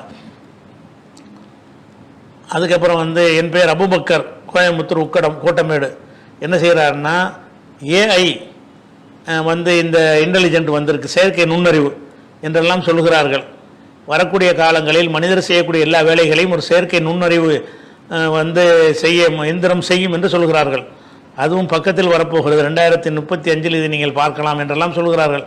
அப்படி ஒரு வரம் இருக்கிறதா? அப்படி வந்தால் மனிதனுடைய வேலைகள் பறிபோய்விடுமா, மனிதர்களுக்கு பேராபத்தா அப்படின்றாங்க. இதை குறித்து இன்னொன்றும் சொல்கிறார்கள், ஆயுதங்கள் தங்களை தயார்படுத்தி கொண்டு அடுத்த நாட்டை தாக்கும், அதை சிந்தித்து தாக்கும் என்றெல்லாம் சொல்லி வரக்கூடிய காலம் பயங்கரமான காலம் என்றெல்லாம் சொல்கிறார்கள். இதை பற்றி இஸ்லாம் ஏதாவது சொல்கிறதா அப்படின்னு கேட்குறாங்க. இதில் என்னென்னு கேட்டால், இந்த ஏஐங்கிற தொழில்நுட்பத்தின் மூலமாக என்ன செய்யும், ஆயுதங்கள் அதுவாகவே என்ன செய்யும், ஒரு ப்ரோக்ராம் பண்ணி அதுவாகவே தாக்கிட்டு வந்துடும், அப்படிலாம் வந்துடும்லாம் சொல்கிறாங்களே, அப்படி நடக்குமா? நிறைய பேருடைய வேலை வாய்ப்பெல்லாம் போயிடுமா அப்படிங்கிறதெல்லாம் கேட்குறாரு. இது இஸ்லாத்தில் என்ன, இது இஸ்லாத்தில் பற்றிலாம் ஒன்றும் சொல்லப்படல, நன்மை தீமை தான் சொல்லி தரப்பட்டிருக்கிறது. ஆனால் ஒரு விஷயத்தை நீங்கள் விளங்கிக்கிறேன்னு, ஒரு அடிப்படை இஸ்லாமில் இருக்கிறது, ஃபவுக்க குல்லிதி இல்மின் அலீம், ஒவ்வொரு அறிவாளிக்கு மேலே ஒரு அறிவாளி இருக்கிறான் இருக்கல, அது ஏஐக்கும் பொருந்தும். இவன் குண்டு போடக்கூடிய ஒரு ஏஐயை உண்டாக்குனான்னு சொன்னால் அதை தடுக்கிற ஏஐயை உண்டாக்கி பேலன்ஸ் ஆயிரும், அவ்வளோதான். இப்போ நீங்கள் ஏவுகணை இப்போ போடுறான்ல, ஏவுகணையை போடும்போது அதை தடுக்கக்கூடிய ஏர் டிஃபென்ஸு ஸ்கட்டுலாம் வச்சுருக்கான்ல, பேட்ரியாட்டுன்னு சொல்லி அதை தடுக்கிறத கண்டுபிடிச்சிடறான்ல உடனே. இவன் ஏவுகணை ஏவுறது கஷ்டப்பட்டு கண்டுபிடிப்பான், அவன் என்ன செய்வான், அதை வந்தால் தடுக்கிறத ஒன்று கண்டுபிடிச்சி வச்சுருவான். அப்போ ஒருத்தனுக்கு ஒருத்தர் இருந்துகிட்டு இருப்பான். இந்த ஏஐங்கிறது ஒருத்தன் அழிக்கிற ஆள் மட்டும் சொந்தம் கிடையாது, எனக்கும் சொந்தம் உனக்கும் சொந்தம். நீ என்னையை ஏஐ மூலம் அழிக்க வந்தேன்னு சொன்னால் அதை ஏஐ மூலமாக என்னை நான் காத்துக்கிறேன், அவ்வளோதான். அவன் கத்தியை வச்சு அழிக்க வரும்போது நான் கேடயத்தை வச்சு காத்துக்கிறவன். அவன் ஏஐ மூலமாக ஏதாவது டெக்னாலஜியில் அழிக்க வந்தான்னு சொன்னால் அதை நானும் ஏஐ மூலமாக எனக்கு பாதுகாப்பாக உண்டாக்கிடுவேன். ஒரு ஆயுதங்கள்லாம் போய் தன்னாலையெல்லாம் தாக்காது, மனுஷன் கமாண்ட் பண்ணணும். மனுஷன் அதுவாக முயற்சியெல்லாம் செய்யாது. நீங்கள் பட்டனை தட்டினீங்கன்னு சொன்னால் ஒரு இலக்கை உள்ள கூட ப்ரோக்ராம் பண்ணி செஞ்சால் அதுவாக என்ன செய்யும், பார்த்து குறி தவறாமல் போய் அடிக்கும், இளைஞர் அவர் தப்பிச்சு போய் தாக்கிறோம்னு சொல்கிறாங்க. அப்படியான ஒரு ஆயுதங்கள் கண்டுபிடிக்கப்பட்டாலும் அதுக்கு மட்டுமா ஏஐ இருக்கு, அதை எப்படி தடுக்கிறதுங்கிற தொழில்நுட்பத்தில் உள்ளது தானே. இப்படி வறுமையானால் அதை தடுப்பதற்கு நம்ம இப்படி செய்யணும்னு அவன் ஒரு ஏஐ உண்டாக்கிடுவான், அப்படி அழிச்சவன முடியாது. இவன் அழிப்பதற்கு என்னத்தை உண்டாக்குனாலும் சரி, அதை தடுப்பதற்கு உள்ளதை என்ன செய்ய முடியும், உண்டாக்க முடியும். அப்போ நீங்கள் ஏஐக்கு பயப்படுற அணு தான் பயப்பட வேண்டிய விஷயம். அணு ஆயுதங்கள் தான் தடுக்கிறதுக்கு கண்டுபிடிக்கப்படவே இல்லை. அதனால அணு ஆயுதத்தை பயன்படுத்தாமல் இருக்கணுன்ற சுய கட்டுப்பாட்டின் காரணமாக பல நாடுகள் உலகம் அமைதியாக இருந்துகிட்டு இருக்கிறது. அணுவை தவிர வேற எந்த ஒரு ஆயுதத்தை நீங்கள் செஞ்சாலும் சரிதான், அதையெல்லாம் தடுக்கிறதுக்குரிய எல்லா ஏற்பாடுகளையும் அதே விஞ்ஞானத்தை பயன்படுத்தி செய்ய முடியும். கேடு வரும்ங்கிறாங்க, கண்டிப்பாக கேடு வரும். அந்த கேட்டை முறியடிப்பதற்கும் ஏஐயில் அதுக்குரிய தொழில்நுட்பம் இருக்கும். ஏஐ மூலமாக என்ன கேடு செய்யலாம்னு அவன் கண்டுபிடிக்கிறானோ அதே ஏஐ தொழில்நுட்பத்தை பயன்படுத்தி அவன் என்னை அழிக்காமல் இருப்பதற்கு என்ன செய்யணும்னு கண்டுபிடிக்க முடியும். அதனால் அதெல்லாம் பெரிய பாதிப்பெல்லாம் வராது. எந்த பாதிப்பு வந்தாலும் சரி அதை வச்சு ஒருத்தன் என்னை அழிக்க அதை பயன்படுத்தினானேயானால் நான் அதை காப்பாற்றுவதற்கு பயன்படுத்துவேன். பேலன்ஸ் ஆகிக்கிறோம். இதே பேலன்ஸில் உலகம் போய்கிட்டு இருக்கும். இப்போ எப்படி உலகம் போய்கிட்டு இருக்கிறதோ இதே பேலன்ஸில் தான் உலகம் போய்கிட்டு இருக்கிறதுனால இதுக்கு நீங்கள் ரொம்ப ஒன்றும் பயப்பட வேண்டியதில்லை. வேலை வாய்ப்புலாம் போயிருமான்னு சொன்னீங்க, வேலை வாய்ப்புலாம் போகாது, மாறும். இப்போ இப்போ டிராக்டர்லாம் வந்தவொன்னு விவசாயிக்கெல்லாம் வேலை வராதுன்னு நினச்சிக்கல, வேலை இல்லாமையாக இருக்கிறான், அதுக்கு வேறு வேலை செய்வாங்க விவசாயிகள். அதுக்கு பதிலாக என்ன செய்வாங்க, மாற்று வேலைகள் கிடைச்சிடும். நவீன தொழில்நுட்பத்தில் விவசாயிகளுக்கு உழுவதற்கான டிராக்டர் மிஷின் போட்டிருக்கிறான்ல, உழவு மிஷினை போட்டு உழுவுறான். ஒரு நாளில் 10 ஏக்கரை உழுதுட்டு போயிடுவான் அவன். அந்த காலத்தில் என்ன செய்யணும், அது ஒரு 25 பேர் வேலை கொடுக்கணும், பல நாட்கள் உழவு செய்வாங்க, அத்தனை பேருடைய வேலை பாதிக்குதுன்னு சொன்னாங்க. ஆனால் அது காலம் என்ன செய்தால் அது வரக்கூடிய காலத்திலேயே இந்த விவசாயம் சாராமலே சம்பாதிக்கக்கூடிய பல கல்வி முறைகள்லாம் உலகத்தில் வந்துருச்சு. அந்த களை எடுத்துக்கிட்டு இருந்த 25 பேர் என்ன செய்யறான்னா அவன் டாக்டராக போயிடுறான், விஞ்ஞானியாக போயிடுறான், என்ஜினியராக போயிடுறான், இன்னும் இந்த ஏஐ போன்ற தொழில்நுட்பத்தோடு கற்றுக்கிட்டு போயிடுறாங்கும் போது வேலை வாய்ப்பு மாறிக்கிறது, வேலை இல்லாமையாக இருக்கிறான். இப்போ இன்னைக்கு உள்ள நிலையில் வேலையில்லா திண்டாட்டம்னு உலகத்தில் எங்கேயாவது இருக்குதா? அரசாங்க வேலை இல்லைங்கிறது தான் வேலையில்லா திண்டாட்டம்ங்கிறாங்க. வேலைக்கு ஆள் கிடைக்கல. எத்தனை நிறுவனங்களில் வேலைக்கு ஆள் தேவைன்னு வாசலில் போட்டு போட்டிருக்கிறான். வணங்குதா, வேலைக்கு ஆள் தேவைன்னா இவன் என்ன செய்கிறான்னு கேட்டால் கவர்மெண்ட்டில் வேலை பார்க்கணும், அதுக்கு ஒரு குறிப்பிட்ட நாளுக்கு பிறகு பென்ஷன் வந்துக்கிட்டே இருக்கும், நமக்கு பிறகு பிள்ளைக்கு வேலை கொடுப்பாங்க, அது மாதிரி நல்லா ஓபி அடிக்கலாம், வேலை பார்க்காமலே சம்பளம் வாங்கலாம். அந்த மாதிரி வேலை இல்லாட்டி தான் வேலை இல்லைங்கிறானுவோ. இன்னைக்கு இவ்வளவு தொழில்நுட்பம் வந்த பிறகு வேலை இல்லாமல் இருக்கான்னா வேலை இருக்கு. நீ விரும்பின வேலை உனக்கு கிடைக்காம இருக்கலாம். ஒருத்தனை எல்லாருக்கும் விரும்பின வேலை கிடைக்குமா? எல்லாருக்கும் அரசாங்க வேலை கிடைக்குமா? அதுதான் இல்லாமல் இருக்கே தவிர நீ வாழ்வதற்கு ஒரு வேலை வேணும்னா எந்த வேலைக்கு தயார்னு சொல்லு, உனக்கு வேலை இருக்கு, எது கிடைச்சாலும் நான் செய்ய வேண்டும், இதுதான் நான் செய்ய வேண்டும் நீங்க நிற்கிறீங்கல்ல, அதனால தான் கிடைக்கல. அதுதான் ஏஐங்கிற 2035 அதான் நடக்க போகுது. அதுக்கு பிந்தி இதை நடக்கும். அதெல்லாம் உலகம் சீராக போயிட்டு தான் இருக்கும். அப்படிலாம் அழிவுல நோக்கி போயிடாது உலகம். சகோதரர்களே, இன்றைக்கி ஓரளவுக்கு கொஞ்சம் பரவாயில்லாமல் கேள்விகள்லாம் போயிருக்கிறது. இன்ஷா அல்லாஹ் மீதி கேள்விகளை அடுத்தடுத்த வாரங்களில் பார்க்கலாம். அஸ்ஸலாமு அலைக்கும்.